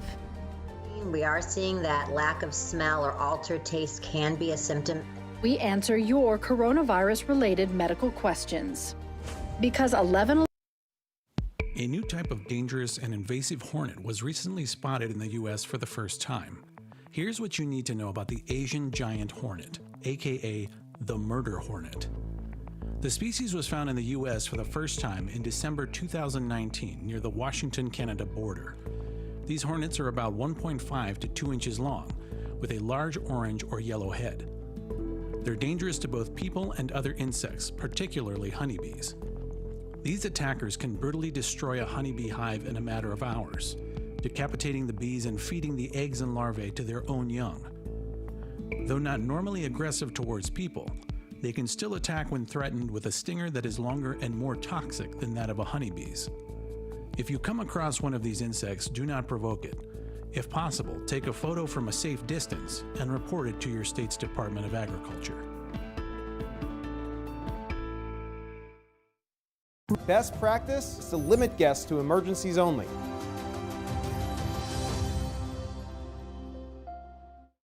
We know things are changing every day, but we're here with you. Continuous COVID-19 coverage during primetime. We're committed to giving you facts, not fear. On 11 Alive News Primetime, weeknights from 8 to 11 on WATF. There are everyday actions to help prevent the spread of respiratory diseases. Wash your hands. Avoid close contact with people who are sick. Avoid touching your eyes, nose, and mouth. Stay home when you are sick. Cover your cough or sneeze. Clean and disinfect frequently touched objects with household cleaning spray. For more information, visit cdc.gov/COVID-19. This message brought to you by the National Association of Broadcasters and this station.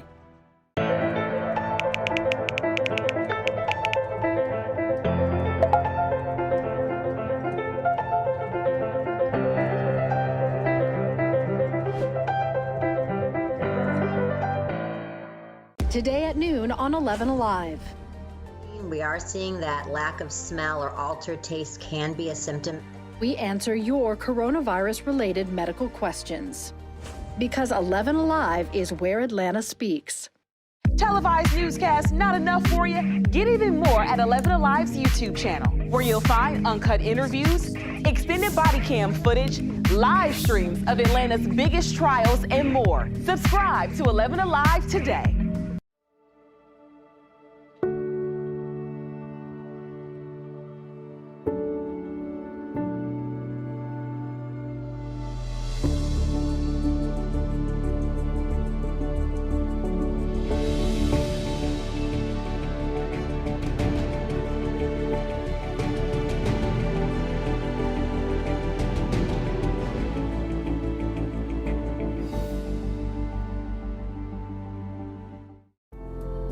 In times of great uncertainty, some things become more clear.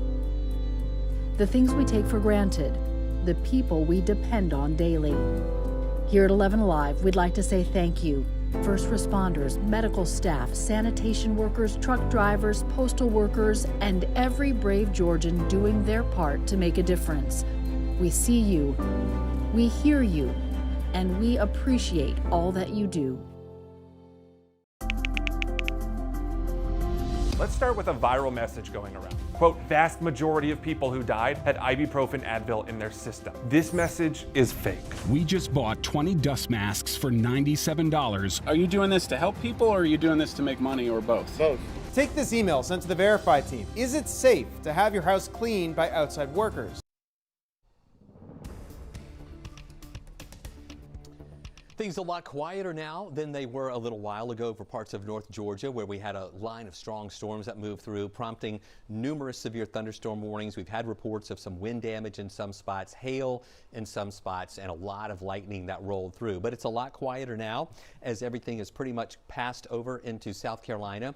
Now back in Alabama, there are a couple little spotty showers still left. And what's going to happen tonight as these clouds try to break up a little bit, it is possible that a couple of showers could shake out of those clouds, but nothing bad tonight. All of those storms have moved on off to the east. Here's a look at some of the reports. This little area is showing where we had reports of hail right there on the Lumpkin and Hall County line, also on the Stevens and Franklin County line, on the Georgia-South Carolina line, some wind damage. So numerous, I think we'll be getting more of these reports in as well. This goes back 6 hours, and you can see the progression of that line of storms that rolled across North Georgia. Now on the south side, you're like, what is he talking about, storms? Yeah, it was all mainly on the north side. Even some North Metro counties didn't get in on the bad stuff, but we had some quick rain that came through Cobb, North Fulton, also into Gwinnett, kind of on the tail end of that system as it moves on away. Still watching severe weather, though, through parts of South Carolina and also into North Carolina. For the rest of the nighttime hours, we're not concerned about severe weather. In fact, take a look at this. You can see that severe weather risk area has been moved away. The slight risk has anyway. That's the level 2 risk. Still a level 1 risk over Northeast Georgia, but pretty much that's going to shrink away as well. Stay with us. Now that the rain is moving out, it's because of a cold front. So behind that front, we're not only going to cool down a little bit, but the wind is really going to start kicking up. We'll talk more about that in just a few minutes. Mayor Bottoms, thanks for the time. It's been a little bit of time since the shelter and at-home orders for most people in the state have lifted. What are your thoughts about what you're seeing since then? So I've been obviously disappointed, one, that the restrictions were lifted, but two, that it doesn't seem as if many people heard anything past the lifting of the first part of the order. Meaning, sure, restrictions have been lifted, but the other part of the order was that people should continue to practice social distancing. They should continue to limit crowd sizes.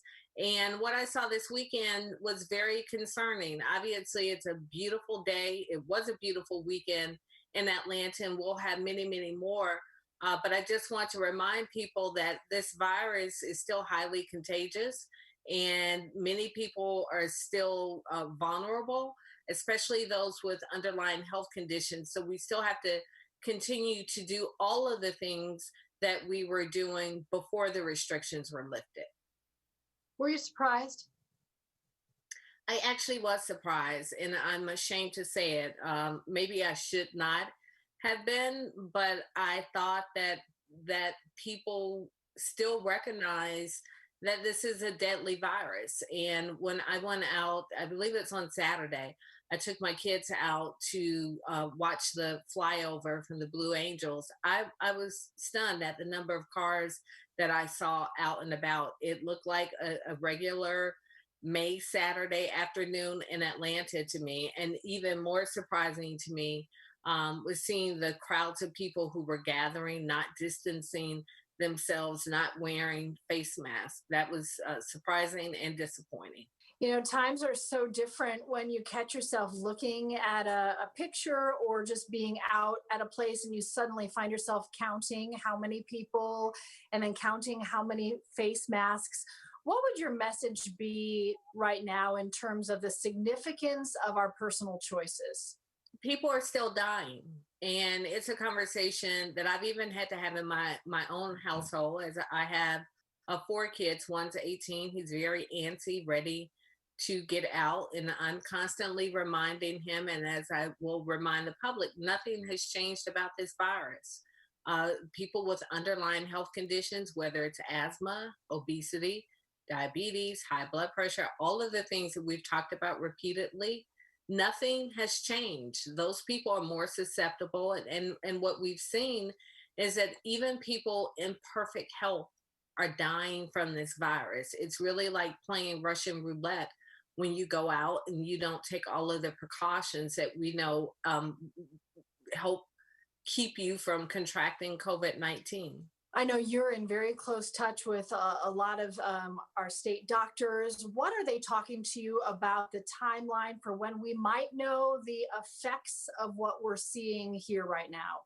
It will be the next 2 to 3 weeks. So in very much the same way that when we took the very aggressive steps in closing down the city, there was about a 2-week period in which we would know whether or not what we had done was effective. Well, it's the same here. And reopening up the state, we'll know in 2 to 3 weeks what the impact is. And I've said this repeatedly, and I'll say it again. This is one that I hope to be wrong on. I want to look at the numbers in 2 to 3 weeks and see that everything's fine and our numbers haven't gone up significantly, and that there aren't more people who are sick and dying in our state, but we won't know the answer to that. And I would just say, personally, I wouldn't want to be the test case for it. Yeah, no question. I guess this would be a time where the right kind of peer pressure could be helpful. Do you hope that people will help keep each other and even businesses perhaps accountable for some of these choices and adhering to the executive order that still is in place for the state, but even the guidelines that are in place or at least recommended? I hope so. And I recognize people are hurting financially. So for some people who have gone back out and gone back to work, this really is an economic decision, and one that they feel as if they don't have much of a choice in making. So that's one category of people.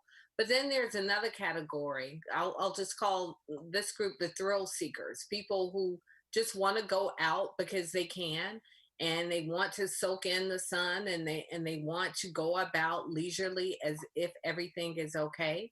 And it's not. So it's my hope that people will remember there are guidelines related to COVID-19, very specific guidelines: 6 feet of social distancing, wearing a face mask in public, making sure that you wash your hands. All of those things are still applicable. And I hope that as people venture out, to the extent that people aren't doing it, that, perhaps politely, without putting yourself at risk, you can remind people that they should be more cautious. Some communities have made it a mandate to wear a face mask. Where do you stand on that? Would you like to see that be a mandate, or is it enough just to really implore people to consider taking that personal step? It would be my desire that as people are in public, if there are crowds of 10 or more, or if you are in spaces that you cannot socially distance, that you wear face masks. And I'll tell you why. The other layer that we're having to deal with from the city public safety perspective, even in sending our officers in to break up large crowds, we're sending our officers into danger when people don't have on face masks. So it would be my wish that we wore face masks and that there were some requirements with certain parameters. If you're out walking and there's nobody around you and you aren't in a large group, based on what I've seen and heard from the public health professionals, I don't think they would be necessary. But if you are in a large crowd that you can't separate and distance from people who may be in close proximity, I think that it would be in our best interest to have on masks. We spoke last time about the way the virus is disproportionately affecting the African American community. And since that time, the CDC released a new report about just how prevalent that is. How closely is the city watching that? And are there ways that you are hoping that the response can alleviate that in any way? Well, we're getting more data on the front end of this. Those questions were not being asked. So now that we are asking the questions when people are getting tested, we are gathering more data. But again, also reminding people that this is the South. So not only the African American community, but the South in general, we have higher numbers in all of these underlying categories. And so we'll continue to message that to people in the Atlanta community, especially the African American community. But this really is something that we should all think about as Southerners, because our obesity rates are higher. Our rates are of high blood pressure, diabetes, and asthma. And I sometimes feel as if I'm a broken record, but I don't think that I can say it enough, because we have to remind people that these conditions are very prevalent. Yeah, no question. It is a message worth repeating over and over for sure. There was that Forbes article that was shared thousands of times. We heard a lot from viewers about it. It's since been pulled down. Forbes says they stand by the premise of the article, but there were some problems with the numbers. Your response on that, Mayor? Well, my response is this, is that the underlying message is still there. Nothing has changed about COVID-19. And so whether it's you've increased your chances of 40% or you've increased them by 10%, nothing has changed about this virus. It's still a highly contagious virus. It is still overwhelming health systems across the globe.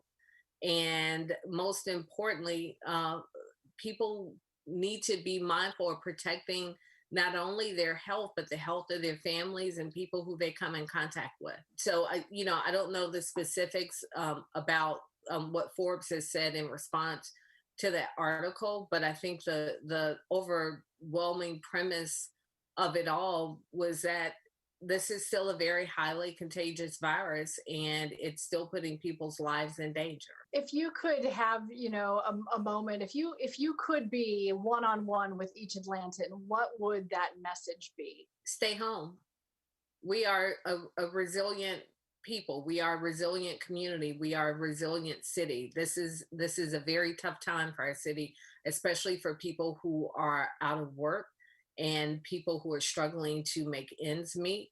But we need to get to the other side of this whole. And we can't get to the other side of this if we piecemeal our way out of this crisis. So I would just ask people to please stay home, give it a little more time, allow us as a city to help you.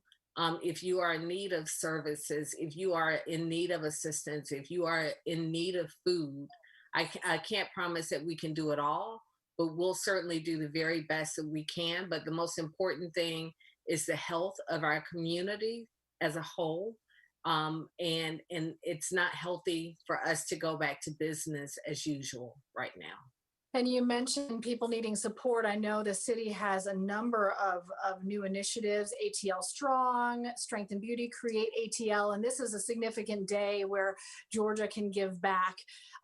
Maybe now more than ever, our nonprofits always need that kind of support, but as they're helping more people, they need support in a great way now as well. Absolutely, and it's Giving Tuesday, so we're asking people to support atlstrong.org. That we're working in conjunction with United Way to put money into the pockets of people who need help. Well, we are delivering meals to seniors and to our students. We're helping our homeless population. We're helping our creative industry. We're helping our cosmetologists and so many people. We're providing rent assistance.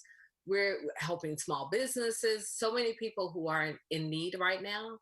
And we ask people, if you are in the fortunate position where you aren't suffering economically, that you just dig a little deeper and share with those who are in need right now.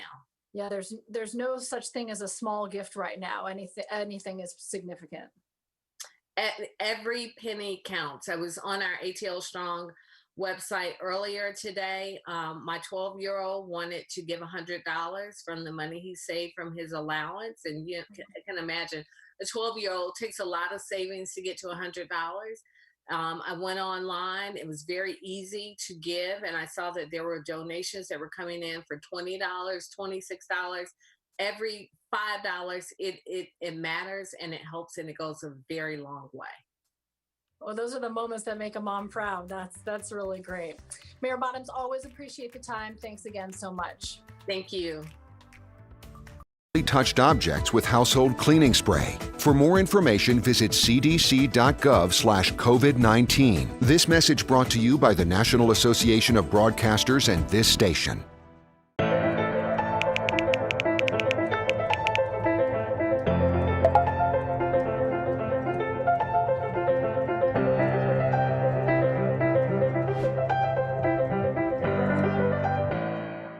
Today at noon on 11 Alive.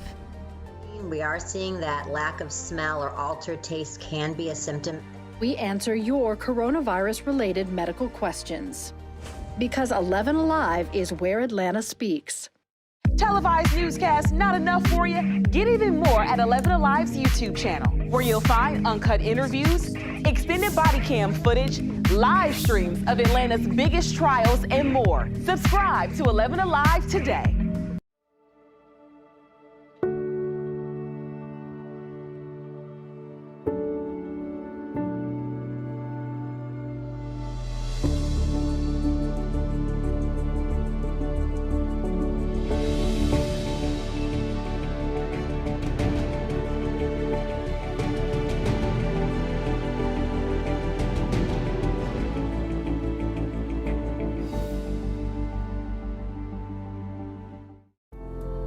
In times of great uncertainty, some things become more clear.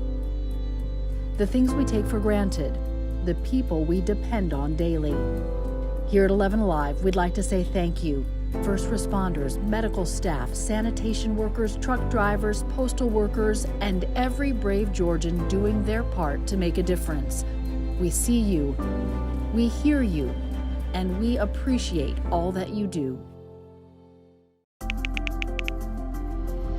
Let's start with a viral message going around. Quote, vast majority of people who died had ibuprofen Advil in their system. This message is fake. We just bought 20 dust masks for $97. Are you doing this to help people, or are you doing this to make money, or both? Both. Take this email sent to the Verify team. Is it safe to have your house cleaned by outside workers? The best practice is to limit guests to emergencies only.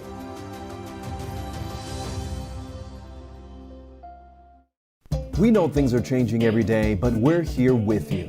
Continuous COVID-19 coverage during Primetime. We're committed to giving you facts, not fear. on 11 Alive News Primetime, weeknights from 8 to 11 on WATF. There are everyday actions to help prevent the spread of respiratory diseases. Wash your hands. Avoid close contact with people who are sick.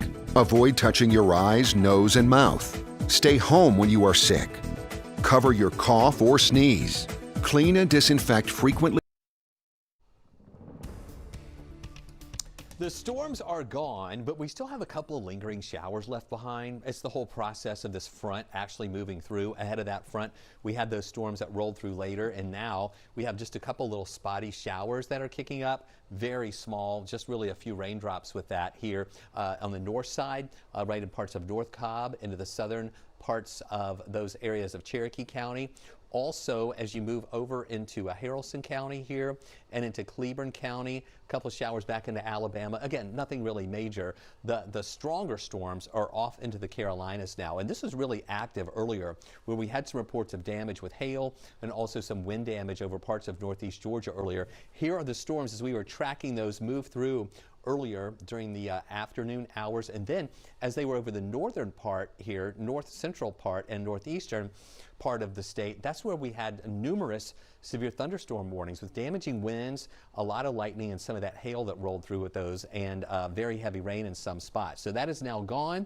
Now we're just watching just a little bit here, along with that front, of just a couple of showers that will still kick up here tonight before everything diminishes. Take a live look at this here. I know it's kind of dark, but we're looking in Coweta County at the courthouse, where we have dry weather conditions and things are improving. The wind blowing a little bit there with the flags that you can see, and that wind is really going to be kicking up during the day tomorrow as we now have cooler air that is moving in. That slight risk or level 2 risk that was covering North Georgia earlier today has now moved over into South Carolina. There's still a marginal risk in northeast Georgia. That's pretty much going to be shrinking up and moving out as well, as the rain has pretty much already moved out, or that storm risk has already pretty much moved out of the area. 76 right now in Atlanta. Look down to the south where you have the yellow color. That's where we still have the mild air, but as that front is trying to move closer to us, it is cooling off in North Georgia. You can see the green color indicating that. 60s in Canton, lower 60s in Blairsville, mid 60s right now in Gainesville.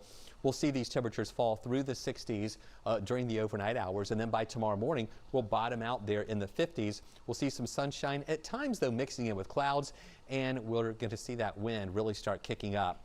Some overnight, then it'll calm down a little bit in the morning and then start kicking up again, especially as we get to around lunchtime. These are anticipated wind gusts, 22-mile-an-hour wind gusts, and even higher wind gusts possible through the afternoon, 22 to 26-mile-an-hour wind gusts in some spots for the afternoon hours, and then things will start dying down a little bit later in the day as we're going to be dry the next couple of days for Wednesday and also Thursday. Chilly Thursday morning with a low of 45 and a high of only 70. On Friday, another system comes in that'll bring us a few showers. I'm not overly concerned about a severe weather threat with that at this point. Highs near 69. Down to 45 Saturday, highs only near 60. So this next front is going to reinforce the cooler air heading into the weekend. Sunday morning 44 with a high of 72. Morning lows Monday and Tuesday morning still in the 40s with those highs that'll be generally in the lower 70s.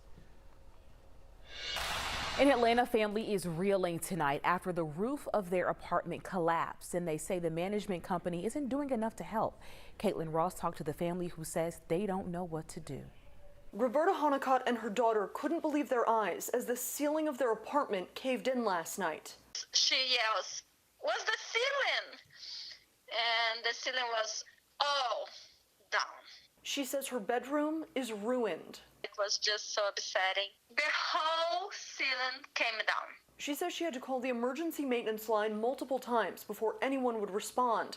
And even then, she says they weren't following COVID-19 safety guidelines. I got a little mad because he was inside of my apartment without a mask. These days, everybody should go around with masks, right? She says 2 different workers came to her apartment and neither one of them knew what to do. And he was like, "Oh, we come back tomorrow." I was like, "No, get my stuff, you know? I don't have clothes, I don't have toothbrush, I don't have underwear." They cleared a path for her to get her things, but she says she didn't feel safe sleeping in her apartment last night. It's like, okay, let's sleep at least close to the door. If something happens, we can get right out of here fast. We tried to contact the Celebration at Sandy Springs apartment homes multiple times today. No one was answering their phone number, and while an email inquiry by 11 Alive was received by management, they did not answer any of our questions. Roberta says she warned them there was a problem with the apartment months ago. I told them, I have a crack on my ceiling. I think it needs to be fixed or it's gonna fall. And they came and they patched the cracks. And now look the results. Roberta says the apartment complex is allowing her and her daughter to stay in their model home unit tonight, but she's worried about how many people have been inside it during the COVID-19 crisis. Avoid close contact with people who are sick. Avoid touching your eyes, nose, and mouth. Stay home when you are sick. Cover your cough or sneeze. Clean and disinfect frequently touched objects with household cleaning spray. For more information, visit cdc.gov/COVID-19. This message brought to you by the National Association of Broadcasters and this station.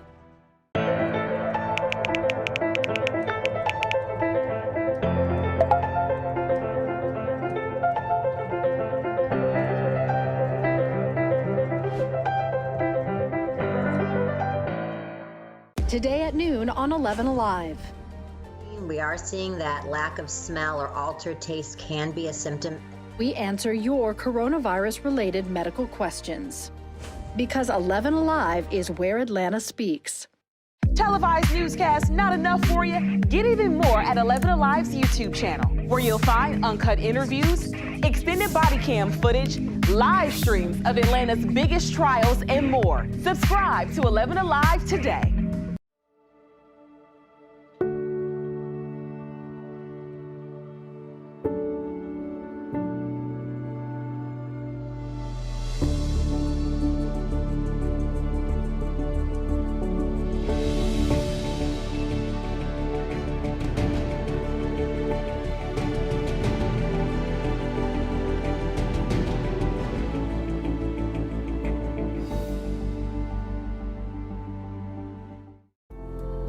In times of great uncertainty, some things become more clear.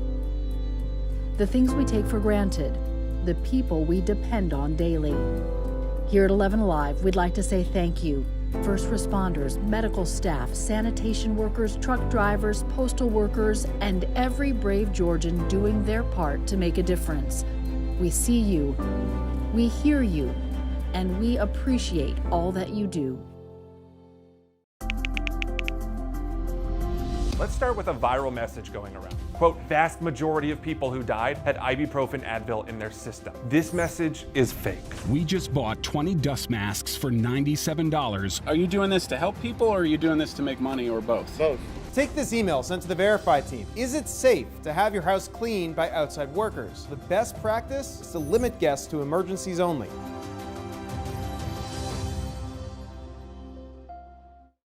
We know things are changing every day, but we're here with you. Continuous COVID-19 coverage during primetime. We're committed to giving you facts, not fear. On 11 Alive News Primetime, weeknights from 8 to 11 on WATF. There are everyday actions to help prevent the spread of respiratory diseases. Wash your hands.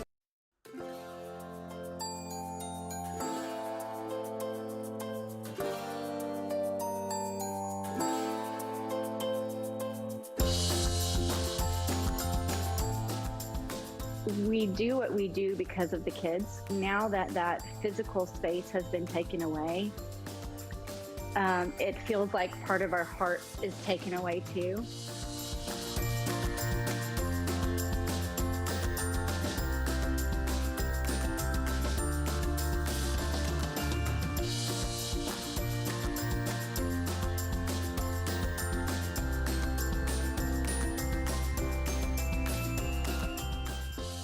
To my students, I love y'all and I miss y'all, and I cannot wait until the day we come back to school. Dry weather the next couple of days. It's going to be rather breezy though tomorrow and cool, high of 71, down into the 40s Thursday with a high of 70. Another chance for showers Friday before we start to cool off again for the weekend, and a dry pattern setting up for much of next week. All right, stick around. Primetime rolls on at 10.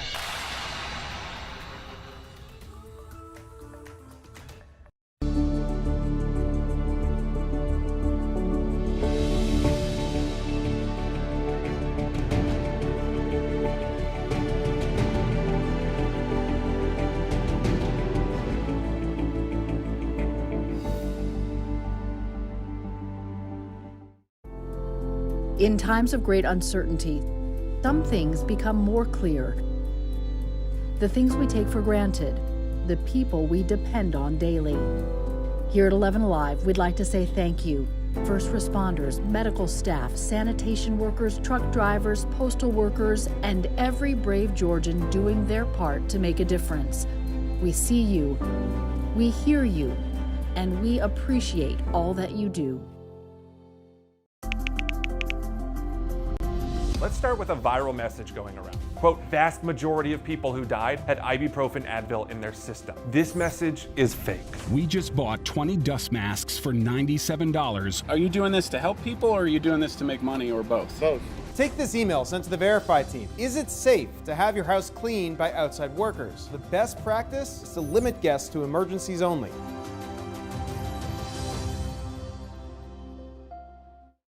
We know things are changing every day, but we're here with you. Continuous COVID-19 coverage during primetime. We're committed to giving you facts, not fear. On 11 Alive News Primetime, weeknights from 8 to 11 on WATF. There are everyday actions to help prevent the spread of respiratory diseases. Wash your hands. Avoid close contact with people who are sick. Avoid touching your eyes, nose, and mouth. Stay home when you are sick. Cover your cough or sneeze. Clean and disinfect frequently touched objects with household cleaning spray. For more information, visit cdc.gov/COVID-19. This message brought to you by the National Association of Broadcasters and this station.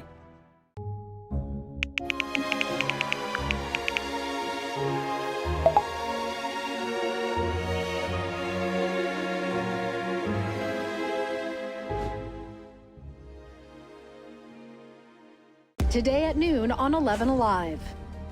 We are seeing that lack of smell or altered taste can be a symptom. We answer your coronavirus-related medical questions. Because 11 Alive is where Atlanta speaks. Televised newscasts not enough for you? Get even more at 11 Alive's YouTube channel, where you'll find uncut interviews, extended body cam footage, live streams of Atlanta's biggest trials, and more. Subscribe to 11 Alive today.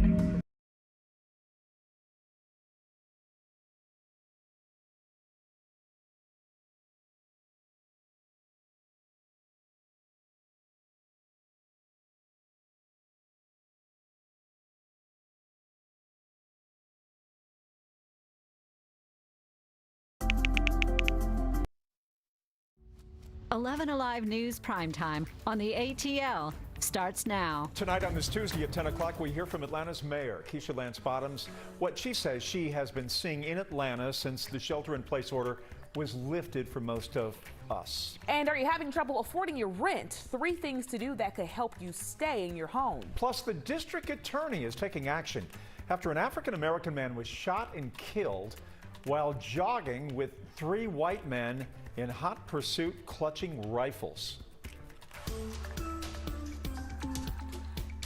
But first tonight, Atlanta Mayor Keisha Lance-Bottoms says she has been disappointed and surprised to see the city crowded. Not a lot of social distancing or masks. The mayor says she wishes the stay-at-home order was not lifted and concerned that so many people have seen it simply as a green light to do whatever they want to do and to go back to their lives prior to the pandemic. Even people in perfect health are dying from this virus. It's really like playing Russian roulette when you go out and you don't take all of the precautions that we know help keep you from contracting COVID-19. Mayor Bottoms says that she hopes she is wrong, but is very concerned about a spike in cases in the next 2 or 3 weeks. That's when we'll know the impact of reopening. A recent Forbes magazine headline claimed the risk in Georgia has gone up significantly. That article has now been taken down after Georgia's top doctors refuted it. Governor Kemp spent the morning in hard-hit Albany, where a medical pod has now been set up to treat COVID-19 patients. The pod arrived at the Phoebe North Campus in mid-April. It should be open to new patients by tomorrow. The temporary medical pod has 24 beds to treat non-critical COVID-19 patients. Even though it's temporary, the governor says it will be used as long as it is needed. And we know that this isn't going away anytime soon. So I think, we'll keep this facility stood up, even if it's not being used, I think, for the foreseeable future. So whatever happens in the fall or until we get a vaccine, it'll just have us continue to be ready and be able to open it and stand it back up. Similar pods are going up in other areas of the state, like in Hall County and Gainesville, and also Atlanta. We keep hearing that we are all fighting two battles at the same time. One, the battle to conquer the virus, and two, the battle to restore the economy. Small businesses are struggling, and one region in Metro Atlanta is fighting this battle by pooling resources. Here's John Sherrick. Serious students of ballet, preschoolers eager to learn, only on Zoom now. It's how Corey Elias figured out how to keep his 10-year-old business, North Georgia School of Ballet in Sandy Springs, open for business, with many of his students' families having to decide between groceries and ballet lessons. We've instituted a pay what you can program for the next few months. Pay what you can, and that's enough to keep him in business for now. He and other owners of small businesses in North Fulton County sharing ideas for survival with each other. To be able to connect and brainstorm. Kelly Bodwright, the president of the Greater North Fulton Chamber of Commerce, says businesses and the 6 city governments in North Fulton County are joining forces to survive after a survey showed what kind of help most businesses need right now. Being able to pull together and collaborate has really made this significant. Doing it as a region and working together allows us to be able to make more of a difference. It'll be more significant. Corey Elias, his heart with his students. It's stressful, and if this had some sort of end date, it would be much easier to plan for that. But the uncertainty is just, it's a killer. Surviving gratefully, for now, he says, one Zoom class at a time. All right, John, so if we just all had an end date here, we could really appreciate what he's saying, but has he actually been able to get any of those government bailouts for small businesses that are out there? He was able to qualify. He got a payment for his business and for his employees, but his 7 instructors who are independent contractors, they haven't been able to qualify for anything yet, so it's tough. All right, hurting us all across the board. Thank you so much, John. It is the first of the month and a time when millions of Americans are struggling to pay their rent and their mortgages. Brian Carberry is a rental expert with Apartment Guide. He tells us even if you are safe from evictions, you can still be on the hook for payment later. If that is lifted and you do owe back rent and you're continuing to not pay it, or you're ignoring your landlord's request for that money, they will have a right to evict you once this is all said and done.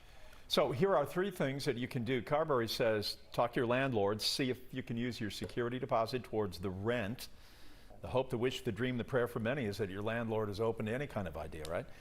Try to set up a payment plan or rent deferral. Get it in writing. In addition, if you live in an apartment owned by a larger corporation, check to see if they're offering some sort of rent deferrals, payment plans, or set up some relief funds. Carberry adds, don't ignore landlords' phone calls. Don't write any bad checks, you know that. And don't break a lease to move if you can't afford the current rent payments. Chances are you're going to have to pay a penalty for breaking the lease. There are no easy answers to any of this during this most difficult time. The Atlanta City Council approved a 60-day moratorium on evictions in the city's public housing. The Georgia Supreme Court halted all non-essential court proceedings in the state, meaning eviction orders can't be processed for the time being. We have an update on a story about lost tests and thousands of delayed results for COVID-19 from a handful of testing sites. We first told you about this story last night. Now the National Guard is responding. They tell Hope Ford they should have everything running smoothly by this weekend, Hope. Yeah, well, the National Guard partnered with Augusta University Health Systems to open drive-through testing sites throughout the state. And over the past 3 weeks, they have conducted 22,000 tests. But we did learn 30 samples were lost, causing those patients to get re-swabbed. Another over 4,000 test results were delayed by 4 to 5 days, leaving people wondering, do they have COVID-19? As of today, over 2,000 people are still waiting for their results that were tested as early as April 29th. Now, General Randall Simmons tells me the labs analyzing the results were overwhelmed. When you put stress on the system, sometimes the system blows, and we're at a point now where it might take, 6 or 7 days. So what caused the labs to be overwhelmed? Well, Simmons says two things: reagents and lab structure. Reagents are the chemicals used to identify the virus in test kits, and there's a nationwide shortage. As for the labs, they needed to be made over to handle the volume of tests, but they're bringing in an additional lab in Atlanta in hopes of increasing efficiency. It's going to give us time to kind of pull back a little bit, refine our processes, and then move out Thursday and Friday back at full speed, but at an increased capacity. So by this weekend, they hope that they're back up to that 72-hour turnaround for those test results. And Simmons adds the delayed test results make up about 1% of the tests that they've completed. Severe storms hitting North Georgia and potentially heading our way. Chief Meteorologist Chris Holcomb is in the Storm Tracker Center with a look at the latest models tonight. Chris? Yeah, we're watching that rain and the storms they've already moved out. There's still just a little bit of lingering rain left behind. This is with the actual cold front.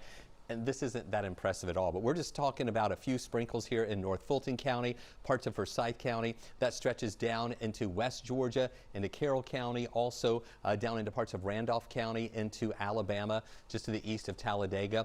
This is the last bit of moisture in association with this system, and it's the actual front. Ahead of that front today, we have the showers and a couple of storms that rolled through. In fact, a lot of storms that came through North Georgia a little bit earlier, left behind some reports of hail. Also some wind damage in some spots in North Georgia, mainly up in Northeast Georgia. We'll probably see a few more of those reports coming in. Here's a look at the system as it moved through earlier. In fact, many folks here in Atlanta and on the south side are saying, what storms? Well, these were confined mainly up in North Georgia. They clipped the state, and we had numerous severe thunderstorm warnings on the north side with those heavy winds and heavy rain and the hail in association with that. Everything is pushed into the Carolinas now, so we're just going to see a couple of lingering showers left behind this system, but for the most part, the severe weather threat is over. We have that slight risk that is in parts of South Carolina, and then just that marginal risk in Northeast Georgia that's going to move away for the rest of the night as well. Stay with us. Now the cooler air comes in, and that's going to be accompanied by some winds. We'll talk more about that in just a few minutes. Well, let's take a look at some other local headlines today. A Brunswick man who was shot and killed in February, an African-American, and today the district attorney says he will take evidence to a grand jury. Ahmaud Arbery's family says he was jogging when he was confronted by two white men with guns. Police identified the two men as Gregory McMichael and his son Travis, who said they thought Arbery was a burglar. The police report says the younger McMichael fired a shot. Later, there was a second shot. A lawyer for Arbery's family says they are concerned about getting justice because of the elder McMichael's close ties with law enforcement. If you're on Twitter, there is video of this. You can make your own determination by what you see. An outside district attorney has been appointed to the case in April, and today determined the case should be presented to a grand jury in Glynn County. Currently, grand juries are suspended in Georgia until at least June 12th. Three young women were shot late last night over an Instagram feud. Police say the fight began at a block party in Northeast Atlanta. Then it continued at a BP gas station on Boulevard. That's where the shooting happened, injuring two 19-year-olds and a 17-year-old. None of the injuries is thought to be life-threatening. APD says there is a suspect in custody. Police have released the sketch of a man they say attacked a 21-year-old UGA student in her home. The woman told police he followed her inside demanding money, then she was knocked out. This happened Saturday afternoon on East Cloverhurst Avenue. The man was wearing a white shirt, dark pants at the time. If you have any information, if you know who this is, you're asked to call police. Up next, America's frontline workers fall unequally across demographics. So socioeconomic breakdown, we're going to have that of those risking their lives to serve others during the pandemic. Coming up in the next half hour, businesses reopening in the state may seem liberating after being in quarantine, but it doesn't come without consequences. We just bought 20 dust masks for $97. Are you doing this to help people, or are you doing this to make money, or both? Both. Take this email sent to the Verify team. Is it safe to have your house cleaned by outside workers? The best practice is to limit guests to emergencies only.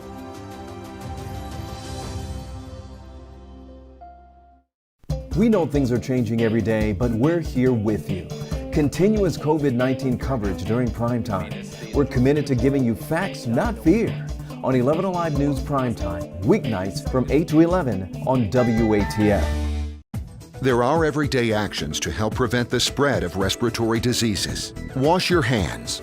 Avoid close contact with people who are sick. Avoid touching your eyes, nose, and mouth. Stay home when you are sick. Cover your cough or sneeze.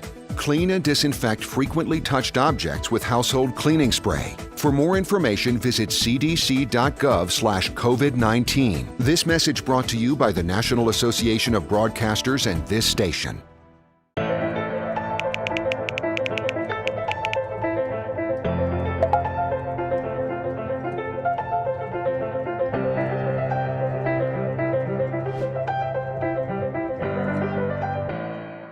Today at noon on 11 Alive. We are seeing that lack of smell or altered taste can be a symptom. We answer your coronavirus-related medical questions. Because 11 Alive is where Atlanta speaks. Televised newscasts not enough for you? Get even more at 11 Alive's YouTube channel, where you'll find uncut interviews, extended body cam footage, live streams of Atlanta's. Much has been said about our frontline workers, thanking them for everything they do and the sacrifice of their own safety to do it. But who are these workers? Jennifer Bellamy looks at those working to keep us all going. As they clean, deliver, sell, and care, America's frontline workers have become some of the most at risk. They're not able to shelter at home like so many of us, and it's being felt across their industries as some get sick and others die. According to an Associated Press analysis of census data from the country's top 100 largest cities, it's a reality that falls unequally across demographics.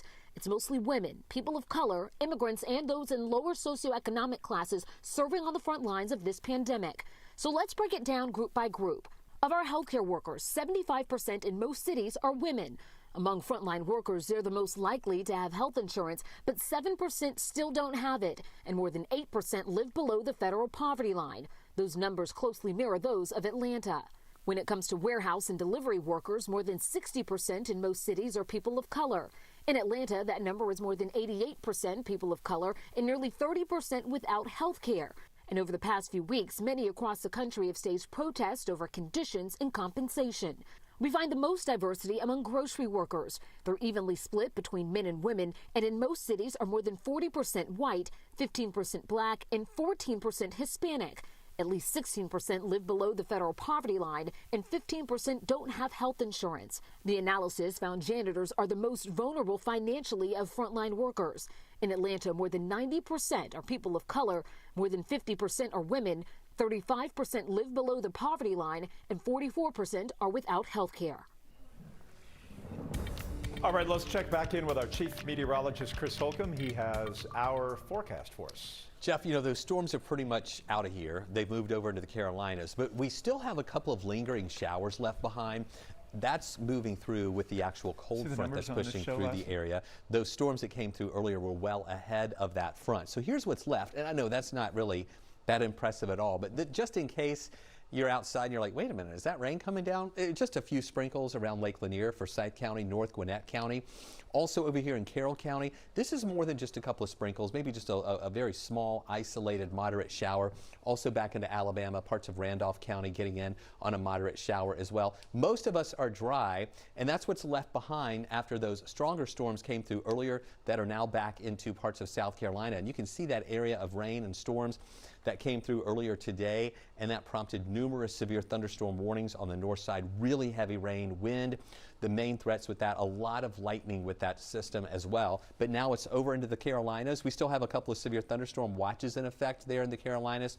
So the severe weather threat is gone. You'll be able to sleep much nicer tonight. We're just going to get a couple of those little showers lingering. That'll be ending overnight as well. Take a look at what we're watching out there. We have this live camera. This is in Rome. I wanted to show you this. Number one, the streets in Rome are dry now after some of the showers that came through, but look at the flags that are blowing. We have the wind that is kicking up right now, and that's ushering in some of that cooler air in our area. Those winds, though, are not thunderstorm winds. It's just general winds back behind this system that's moving through. The thunderstorms still over here into the Carolinas, but we have that marginal risk over northeast Georgia tonight. I really think that's going to disappear because really the storm threat for us is over.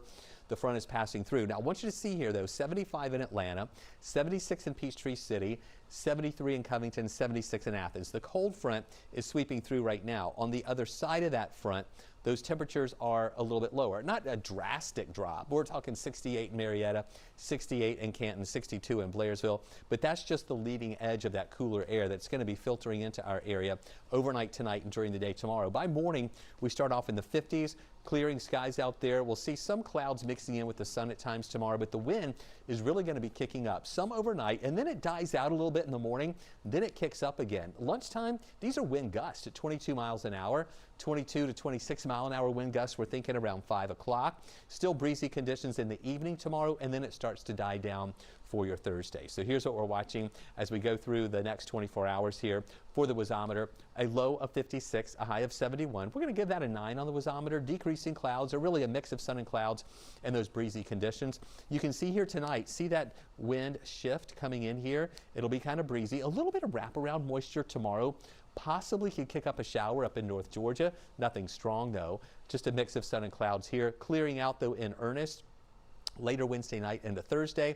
Mostly sunny skies here Thursday with those temperatures still cooler than average. And then another system comes in on Friday with another quick moving front that'll have some showers with it. That's going to reinforce the cooler air that we're going to be feeling for the weekend. Look at those morning lows. 45 Saturday, 44 on Sunday. We'll watch for the potential. Maybe some spots in far north Georgia could have a little bit of frost Sunday morning.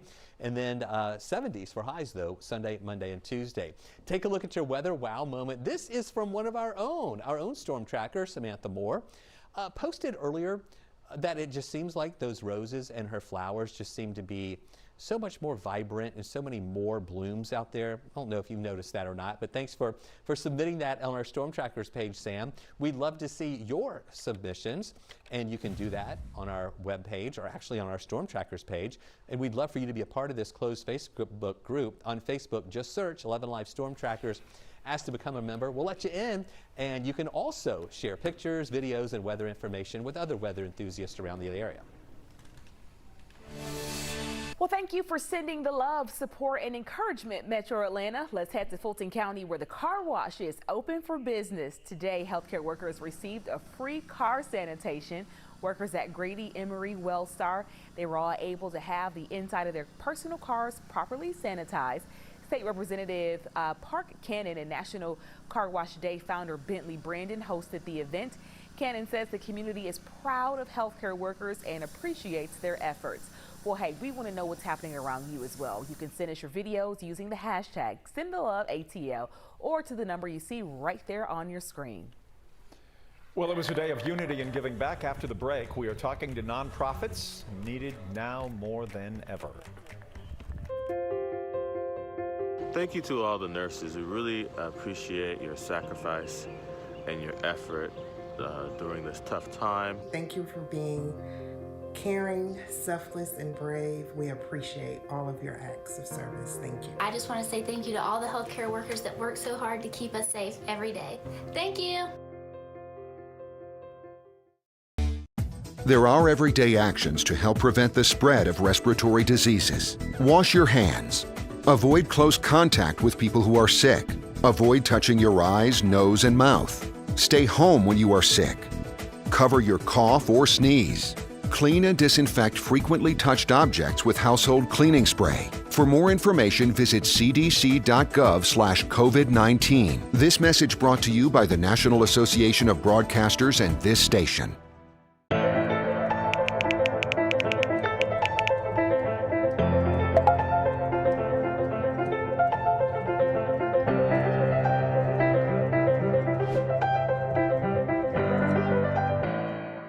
Today at noon on 11 Alive. We are seeing that lack of smell or altered taste can be a symptom. We answer your coronavirus-related medical questions. Because 11 Alive is where Atlanta speaks. Televised newscasts not enough for you? Get even more at 11 Alive's YouTube channel, where you'll find uncut interviews, extended body cam footage, live streams of Atlanta's biggest trials, and more. Subscribe to 11 Alive today.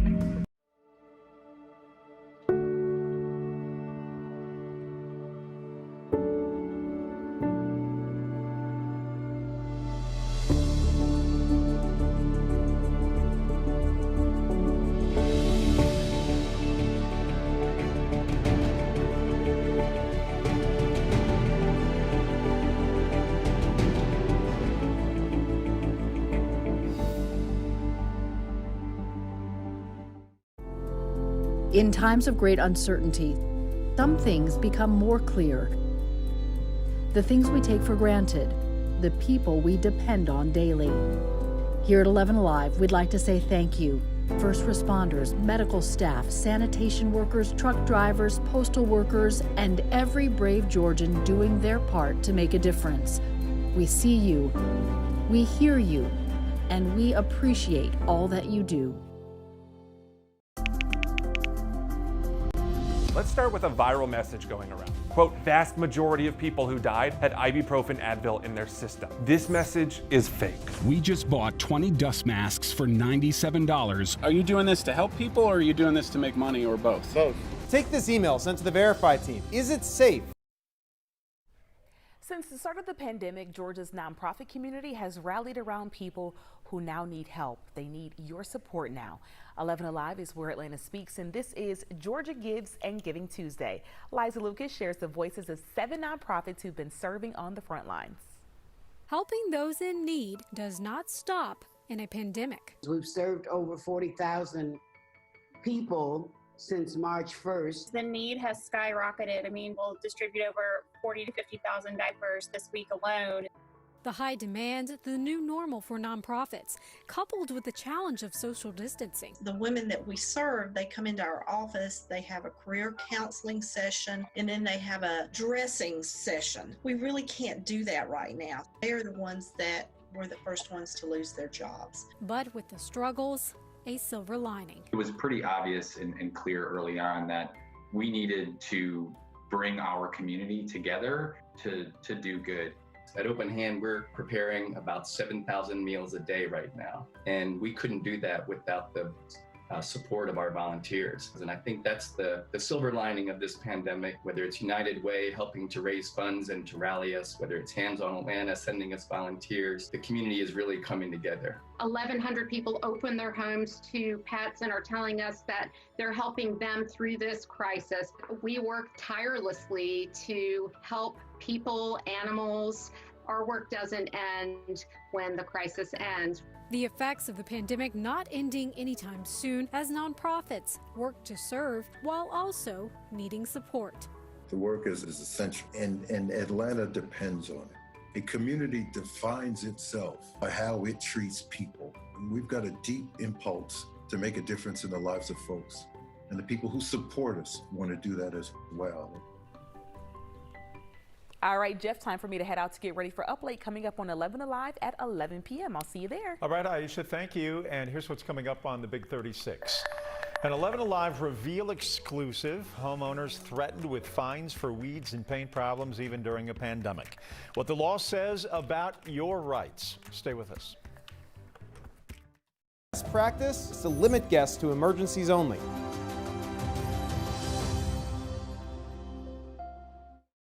We know things are changing every day, but we're here with you. Continuous COVID-19 coverage during primetime. We're committed to giving you facts, not fear. On 11 Alive News Primetime, weeknights from 8 to 11 on WATF. There are everyday actions to help prevent the spread of respiratory diseases. Wash your hands. Avoid close contact with people who are sick. Avoid touching your eyes, nose, and mouth. Stay home when you are sick. Cover your cough or sneeze. Clean and disinfect frequently touched objects with household cleaning spray. For more information, visit cdc.gov/COVID-19. This message brought to you by the National Association of Broadcasters and this station.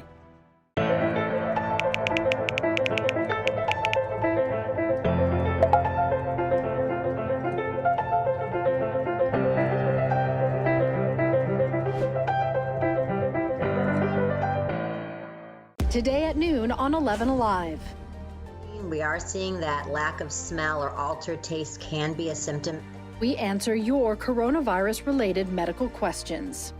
Because 11 Alive is where Atlanta speaks. Televised newscasts not enough for you? Get even more at 11 Alive's YouTube channel, where you'll find uncut interviews, extended body cam footage, live streams of Atlanta's biggest trials, and more. Subscribe to 11 Alive today.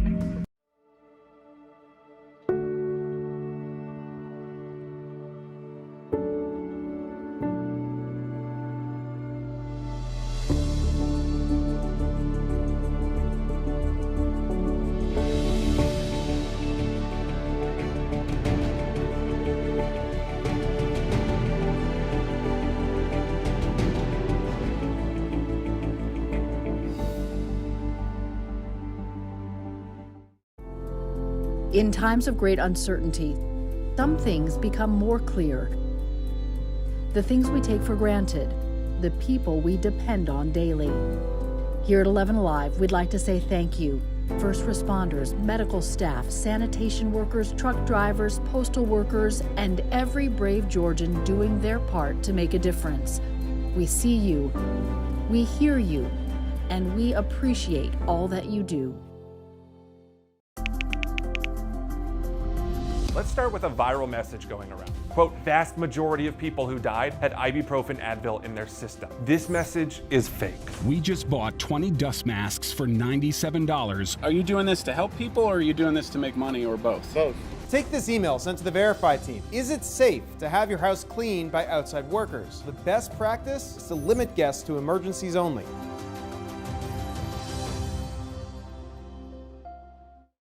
We know things are changing every day, but we're here with you.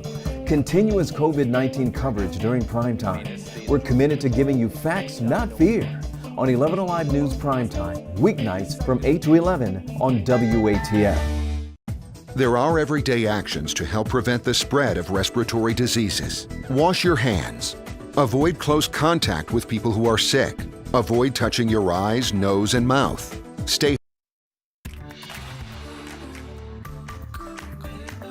Everybody's been spending a lot of time at home, and thousands of families are struggling to pay their bills, let alone their HOA dues. And only on 11 Alive and the stations of 11 Alive, Rebecca Lindstrom says there is no COVID-19 clause in HOA covenants, but there should be some form of compassion.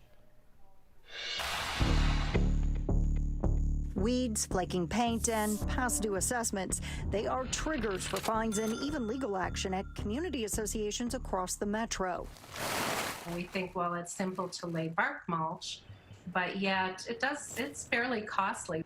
And if you have a choice between paying for bark mulch and helping someone who's just lost a job, it becomes a little bit of a difficult decision. That was Cindy Bilski's attitude when her HOA sent out this 6-page letter letting homeowners know failure to pay quarterly assessments could lead to court action.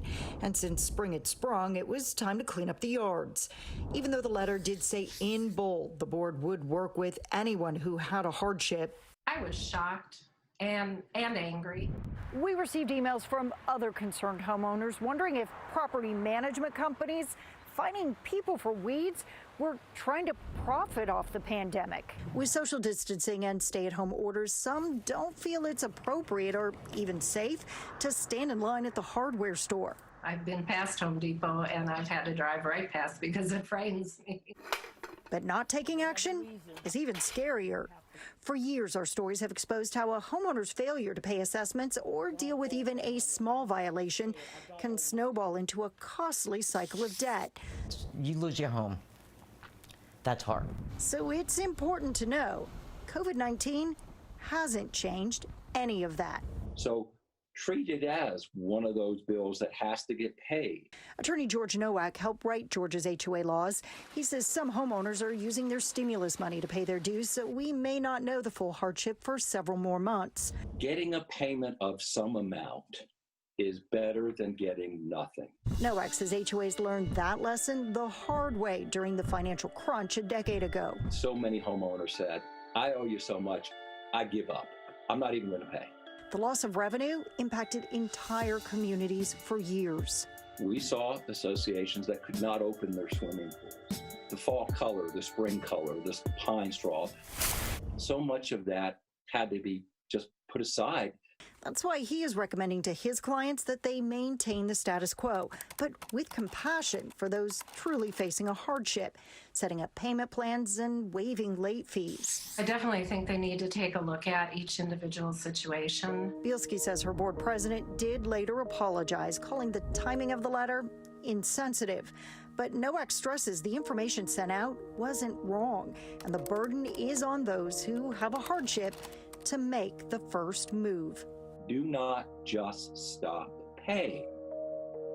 Contact the board.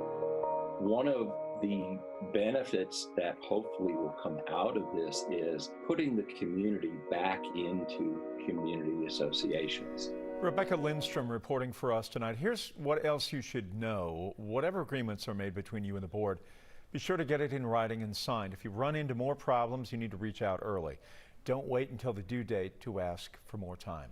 As doors continue to open across the country, millions are getting out, hoping to ease the stress of spending more than a month inside. But while the freedom may seem liberating, the break from the quarantine fatigue doesn't come without consequences. Here's NBC's Jay Gray to explain why. Inside, isolated, millions locked down for more than a month, and now dealing with a very difficult side effect of the pandemic. Depression and anxiety and mental illnesses, they feed off of that isolation period, and too much time alone and in our own thoughts can become extremely dangerous. With more than half the country easing restrictions, many are looking to ease the stress by heading to the beach, parks, restaurants, and shops, even as the rate of infection and deaths from COVID-19 continue to climb. Everyone is tired of staying home, but the risk of getting the virus hasn't changed. Which is why many communities have stepped up enforcement of social distancing requirements, a move that, in a few isolated cases, has been met with resistance, even violence. A security guard in Michigan shot and killed after a dispute with a customer over a face mask. Also in Michigan, this man arrested after he wiped his nose on a clerk's shirt when asked why he wasn't wearing a mask. I got you, man. And a beachgoer in Texas literally pushing back. Arrested after shoving a park ranger into the water as he warned the group about being too close together. Frustrations and quarantine fatigue growing, along with the virus right now. Tonight, a reminder of the number of deaths in New York. These are refrigerator trucks that are set up in Brooklyn. City Hall officials say the trucks are being used for long-term storage of the dead. As of yesterday, 30% of the trucks were filled. Residents in the neighborhood have called the sight of the refrigerator trucks unfathomable. Don't think about throwing a party right now. In an Atlanta Airbnb, due to statewide social distancing measures, the company says it is enforcing the ban on gatherings of more than 10 people. That means guests are prohibited from throwing parties. Violators could face suspension, and Airbnb says they will cooperate with the Atlanta police. Former President Obama reaching out to high school seniors impacted by COVID-19. The former president will deliver a commencement message during a televised one-hour multimedia event. There will also be a number of special guests like LeBron and the Jonas Brothers. NBC will also air the special along with more than 20 other broadcast and digital streaming partners. You can catch it Saturday, May 16th at 8 p.m. One senior living facility taking an unusual approach to protect its residents and staff. Some employees are sheltering in place with hundreds of residents there, as long-term care facilities have been one of the hardest hit by COVID-19. Nick Sturdivant has more for us. You've heard the old saying, not all heroes wear capes. And in this case, it's true. According to Donna Moore, Chief Operating Officer for Isaacson Living, which runs Park Springs Senior Living in Stone Mountain. For our staff living on campus, we have over 70 employees, our staff that I now call heroes, living on campus. They have soaked up this new approach like a sponge. They want to protect themselves. They wanted to protect members. Park Springs has been on lockdown since March. Employees staying here on this 61-acre campus, some sleeping on air mattresses and tents to limit the virus's spread while still being able to care for the residents. Initially, we had a little over 60 volunteer. And this was before they even knew what the deal was. Justin Kraft, who's in charge of the food service, is one of the employees making the sacrifice, away from his wife and 2 kids, but still trying to stay connected with them too. That's been our normal for the past 6 weeks. It's just trying to maintain our routine as a family. Whether it's picking up food from one of our favorite restaurants where her and I will sit down and have a date night, across from a fence from each other and hang out, to the boys packing up kind of that picnic. No one told us to do what we're doing. We did it because we believe in what we do with the communities. We believe in our mission. We can't stay locked in forever. So we've got to figure out, what does the next phase of this look like? Park Springs says right now there are no COVID-19 cases at their campus. Initially, the COO asked employees to stay through the end of April. Now she is asking if they can stay longer, maybe through this month. Apparently, most have agreed to stay 24/7 as long as they are needed. An Atlanta family is reeling tonight after the roof of their apartment collapsed. They say that management not doing enough to try and help. Caitlin Ross talked to the family, who says they really don't know what to do. Roberta Honeycutt and her daughter couldn't believe their eyes as the ceiling of their apartment caved in last night. She yells, "What's the ceiling?" And the ceiling was all down. She says her bedroom is ruined. It was just so upsetting. The whole ceiling came down. She says she had to call the emergency maintenance line multiple times before anyone would respond. And even then, she says they weren't following COVID-19 safety guidelines. I got a little mad because he was inside of my apartment without a mask. These days, everybody should go around with masks, right? She says 2 different workers came to her apartment and neither one of them knew what to do. And he was like, "Oh, we come back tomorrow." I was like, "No, get my stuff, you know? I don't have clothes, I don't have toothbrush, I don't have underwear." They cleared a path for her to get her things, but she says she didn't feel safe sleeping in her apartment last night. It's like, okay, let's sleep at least close to the door. If something happens, we can get right out of here fast. We tried to contact the Celebration at Sandy Springs apartment homes multiple times today. No one was answering their phone number, and while an email inquiry by 11 Alive was received by management, they did not answer any of our questions. Roberta says she warned them there was a problem with the apartment months ago. And I told them, I have a crack on my ceiling. I think it needs to be fixed or it's gonna fall. And they came and they patched the cracks. And now look the results. Roberta says the apartment complex is allowing her and her daughter to stay in their model home unit tonight, but she's worried about how many people have been inside it during the COVID-19 crisis. What a relief that she and her daughter weren't hurt in that collapse. But Caitlin, I'm curious, is the complex going to do anything, take any precautions to make sure that unit they're staying in overnight is going to be safe for them? Yes, they told her they're thoroughly cleaning the model home unit and that no one's been inside it, but she says she still feels uneasy because of COVID-19 and wants to look for a new apartment as soon as she feels like it's safe. All right, Caitlin, thanks a lot. Wow, what an awful story. Compared to adults, few children are sick with COVID-19, but why is that? A new federally funded study could solve the mystery. Coming up next. We had storms in North Georgia earlier. Those have all pushed way over here into the Carolinas, where they still have the threat for severe weather tonight. Our severe weather threat, nope, it doesn't exist now. Stay with us. We'll let you know what's behind this system. Coming up, our first glimpse of live baseball returns. Korean baseball has sports fans across the world excited. We'll take a look at what their game looks like live during the age of COVID-19.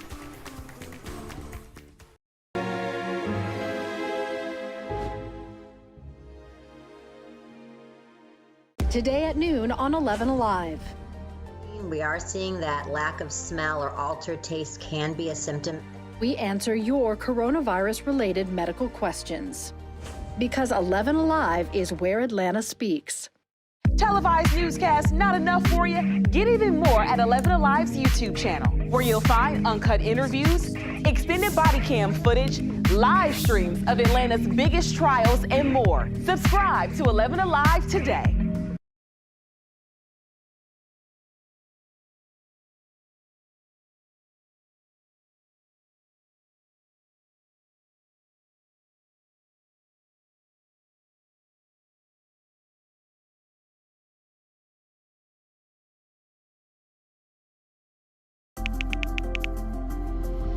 Let's start with a viral message going around. Quote, vast majority of people who died had ibuprofen Advil in their system. This message is fake. We just bought 20 dust masks for $97. Are you doing this to help people or are you doing this to make money or both? Both. Take this email sent to the Verify team. Is it safe to have your house cleaned by outside workers? The best practice is to limit guests to emergencies only.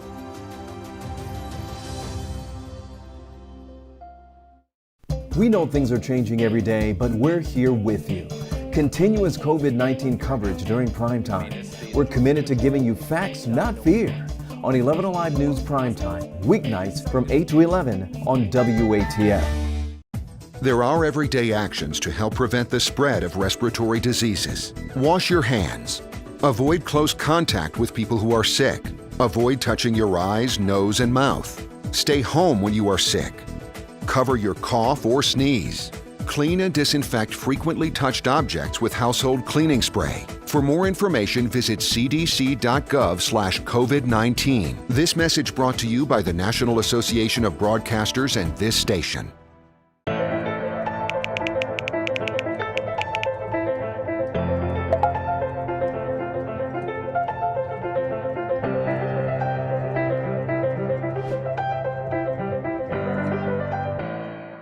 Today at noon on 11 Alive. We are seeing that lack of smell or altered taste can be a symptom. We answer your coronavirus-related medical questions. Because 11 Alive is where Atlanta speaks. Televised newscasts not enough for you? Get even more at 11 Alive's YouTube channel, where you'll find uncut interviews, extended body cam footage, live streams of Atlanta's biggest trials, and more. Subscribe to 11 Alive today.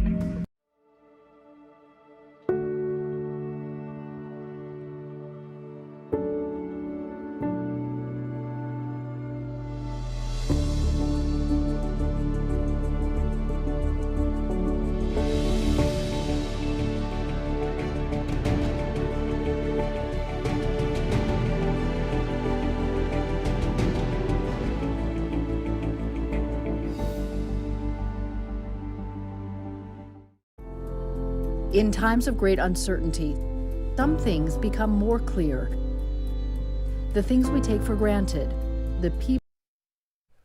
Early research has shown few children are getting sick with COVID-19 compared to adults. But in the past 3 weeks, doctors in New York City have seen a very rare but serious syndrome in children. And this while a new study is taking a closer look at coronavirus and kids. Here's NBC's Joe Fryer. Alarming numbers out of New York regarding kids and coronavirus. City health officials issued an alert overnight that 15 children have been hospitalized with a mysterious illness possibly tied to COVID-19, saying they suffered from persistent fevers along with rash, abdominal pain, vomiting, and diarrhea. Doctors say it's a very rare but serious syndrome in some kids who get sick. Severe inflammation affecting the heart and other organs that can send the body into a state of shock and cause organ failure. This new shock syndrome is really a very small tip of a larger iceberg. 12-year-old Juliet Daly had severe stomach pain and was airlifted to the hospital. She was diagnosed with COVID-19, which doctors believe triggered cardiac arrest. Juliet is now expected to make a full recovery. Take this pandemic seriously and make sure you continue to social distance. We almost lost her. These new cases making headlines as parents and leaders grapple with questions about when children should go back to school. By and large, kids have been largely spared from coronavirus. But there have, of course, been deaths, including the 5-month-old daughter of a New York firefighter. Now, a new study by the National Institutes of Health hopes for the first time to give us a clearer picture of how coronavirus is impacting kids here in the U.S. We'd all like to know why children don't get as sick with the virus. Obviously, it's very fortunate that they don't. But it's fascinating that they don't, because it's quite unusual for respiratory viruses to spare young children like this. Dr. Tina Hartert is leading the study, which will focus on 6,000 people from 2,000 American families. Do they transmit infection as effectively as we see, certainly in adult populations? And that's definitely going to contribute to us having knowledge about whether we should reopen schools, summer camps, let children visit with their grandparents. Doctors say most children with the coronavirus are either asymptomatic or only have minor symptoms. Because of that, many don't get tested. So the infection rate among children is unclear. This new federal study hopes to answer that. The study should last around 6 months. It's much quieter out there right now compared to what parts of North Georgia were dealing with earlier today with those strong storms that rolled through the area.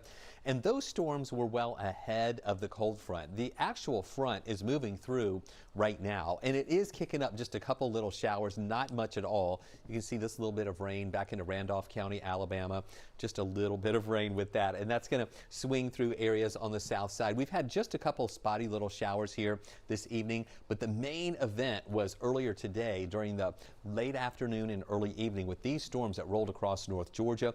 You can see all the heavy rain with it, thunder and lightning in association with that. It prompted numerous severe thunderstorm warnings with strong winds, heavy rain, lightning, and even some hail in some of those areas. Now everything is off to the east. We still have the severe thunderstorm watch in effect for parts of South Carolina and North Carolina, but the severe weather threat for us is gone. Now we turn our attention to the cooler air moving in, and the winds are going to start kicking up behind the system. Take a look at what we're watching out there for tonight, and this is what we're seeing here with the almanac today. It was still warm ahead of that system and ahead of this cold front that's moving our way. 84 was the high today. We should be around 77 for this time of year. So that was 7 degrees above the average. Our low this morning was 66. It was also a really mild start ahead of those showers that are moving in. Now look at this. Officially in Atlanta, we didn't get any rain today. That was just on the north side. North Fulton, North Cobb got some showers. Forsyth County, parts of Gwinnett got some showers. And then that heaviest rain was up in North Georgia. But nothing here in Atlanta, not much on the south side either. So our rainfall surplus just under 14 inches now, about 13 3/4 inches above where we should be in rainfall. Now I want you to look at this. See the green color to the north? That's the beginning of the cooler air that is moving in. You see those 60s there, 68 in Marietta, 66 in Canton, 65 in Gainesville. On the other side of the front, it's a little milder. 70s in Peachtree City, we're at 76, Athens 76, Atlanta 75. And so this cooler air is going to start moving our way during the nighttime hours, and the wind is going to start kicking up a little bit too. We dip down into the 50s here by tomorrow morning. We'll see a mixture of sunshine and clouds during the day tomorrow, but with breezy conditions and temperatures trending below the average, we're going to go with a 9 on the wasometer. That's our scale from 1 to 11, where an 11 is a perfect day. So watch the clouds as they're moving out tonight. We'll have a couple of additional wraparound clouds that develop tomorrow, and maybe even a spotty shower or two in far North Georgia. I don't think we'll see any of that here in Atlanta, but it's just going to be a breezy day and on the cool side, and it's going to reinforce some cooler air here going into Thursday before we see another system coming in here on Friday. That will give us another push of cooler air as we head into the weekend. Look at these morning lows. Saturday morning, 45. Sunday morning, 44. Some areas outside the city on Sunday may actually see some 30s. So it's not out of the question there could be some areas of frost in far North Georgia on Sunday. High temperatures pretty much holding in the 70s as those morning lows Monday and Tuesday hold in the 40s. Atlanta United players able to return to the training facility tomorrow. There will be 3 separate sessions held tomorrow and Friday with 6 to 7 players present for the workouts. All of those workouts are voluntary with strict health and safety protocols in place. MLS still has no outline of return to game action. Late last night, American time, the Korean Baseball League was one of the first major pro sports leagues to return to action during the COVID-19 outbreak. It may not be the Braves at Truist Park. It may not be Shea Stadium in New York, but it gave us our first taste of sports in a while. Here's Alex Glaze. I'm Alex Glaze. The Korean Baseball Organization became the first sports league to return during the coronavirus pandemic. Now, the stands were empty, umpires and base coaches were wearing masks, but baseball was played, and maybe it's a sign of what's on the horizon here in the United States. Now, I planned on watching a little bit last night. I was curious what it would look like and if the game would feel different because of the precautions being taken. But then there was a rain delay and I ended up falling asleep. But I watched some of the videos this morning and there were home runs, bat flips, and replay reviews. So it looked good to me and it looked like a lot of fun. Before last night, I was one of those people asking the question, are we really that desperate for live sports that we would stay up until the wee hours of the morning to watch 2 foreign baseball teams play? But now I'm sitting here and I realize the answer to that question doesn't really matter, and it varies from person to person. The people that watched last night seemed to really enjoy it. About 5 weeks ago, we were supposed to have opening day here in the United States. We haven't had live sports in this country in 57 days. People need fun, people need sports, and the Korean Baseball Organization is providing the world with that right now. All right, another league returning to action. If you are a gamer, the NBA 2K, the Hawks Talon Gaming Club kicked off their regular season remotely against the Mavs. ESPN will be airing all 2K games throughout the season, and that's another event that you can watch. That's it. We'll take a break. Back right after this.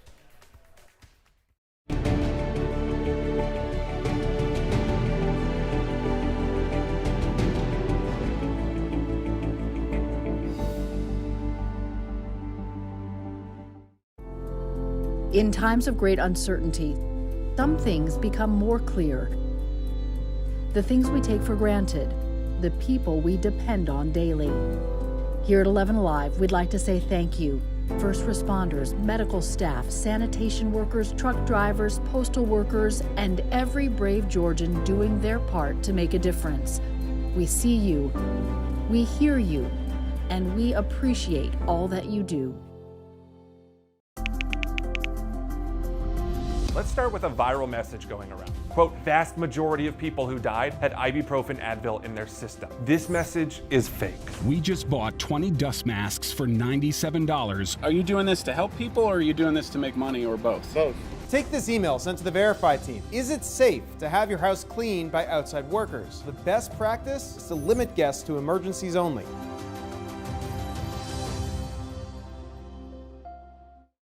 We know things are changing every day, but we're here with you. Continuous COVID-19 coverage during Primetime. We're committed to giving you facts, not fear. On 11 Alive News Primetime, weeknights from 8 to 11 on WATF. There are everyday actions to help prevent the spread of respiratory diseases. Wash your hands. Avoid close contact with people who are sick. Avoid touching your eyes, nose, and mouth. Stay home when you are sick. Cover your cough or sneeze. Clean and disinfect frequently touched objects with household cleaning spray. For more information, visit cdc.gov/COVID-19. This message brought to you by the National Association of Broadcasters and this station.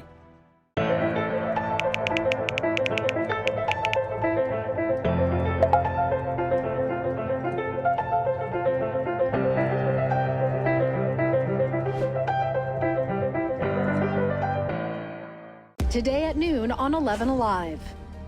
We are seeing that lack of smell or altered taste can be a symptom.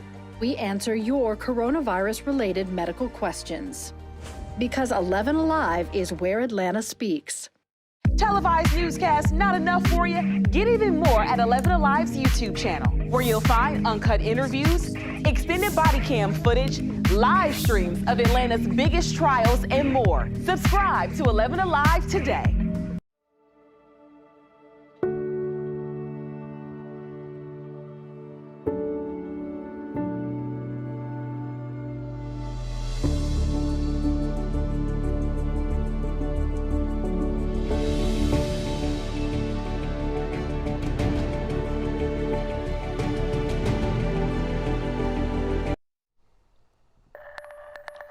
As that front passes through, we're going to see the winds kicking up behind it, coming in out of the northwest. It'll be a little gusty overnight, then a break in those stronger winds in the morning before more wind will kick up as we get toward lunchtime. We're talking about 20-mile-an-hour wind gusts around lunchtime here. Many areas will be seeing those winds gusting between 20 and even 30 miles an hour in some spots for the afternoon. So just know it's going to be a breezy day and also a cooler day for your Wednesday. High temperatures holding at about 71. Some spots won't even make it out of the 60s. A chilly start Thursday with a low of 45 and a high of 70 with mostly sunny skies. Another system moves in Friday. That'll give us some scattered showers around, and then that will clear out Saturday. And another reinforcing shot of cooler air with lows in the 40s, highs only in the 60s Saturday. Back to the lower 70s Sunday, and then upper 40s for lows Monday and Tuesday with highs in the lower 70s for a cooler, drier pattern as we start next week. All right, Chris, thank you, and thank you for watching 11 Alive Prime Time. Switch to 11 Alive now for Up Late. Remember, the news continues all the time online at 11alive.com. Have a good evening, everybody.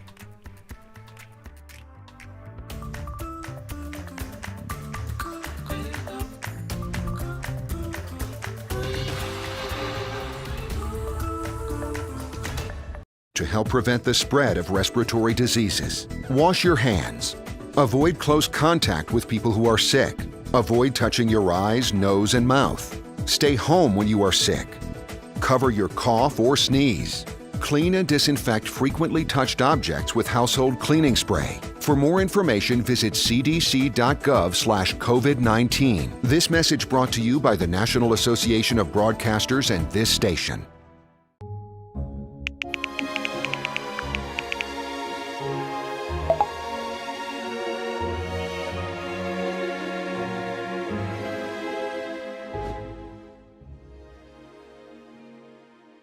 Today at noon on 11 Alive. We are seeing that lack of smell or altered taste can be a symptom. We answer your coronavirus-related medical questions. Because 11 Alive is where Atlanta speaks. Televised newscasts not enough for you? Get even more at 11 Alive's YouTube channel, where you'll find uncut interviews, extended body cam footage, live streams of Atlanta's biggest trials, and more. Subscribe to 11 Alive today.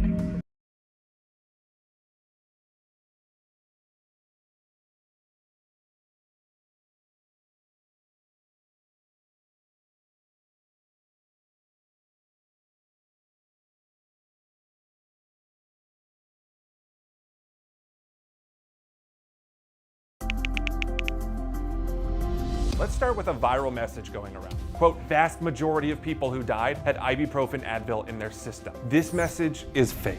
We just bought 20 dust masks for $97. Are you doing this to help people or are you doing this to make money or both? Both. Take this email sent to the Verify team. Is it safe to have your house cleaned by outside workers? The best practice is to limit guests to emergencies only.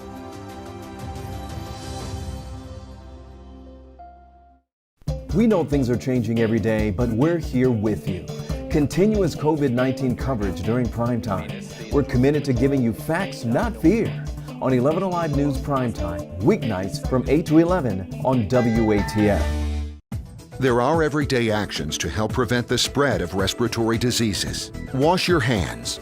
Avoid close contact with people who are sick.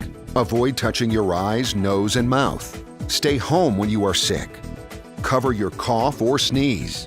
Clean and disinfect frequently touched objects with household cleaning spray. For more information, visit cdc.gov/COVID-19. This message brought to you by Two battles, one to fight coronavirus, another to rebuild our economy. New tonight, how small businesses in one community are leaning on each other to get by. A new move to restart Georgia's second biggest industry. The plan just unveiled tonight from Tyler Perry Studios to get people back to work. And the case of a Georgia man shot and killed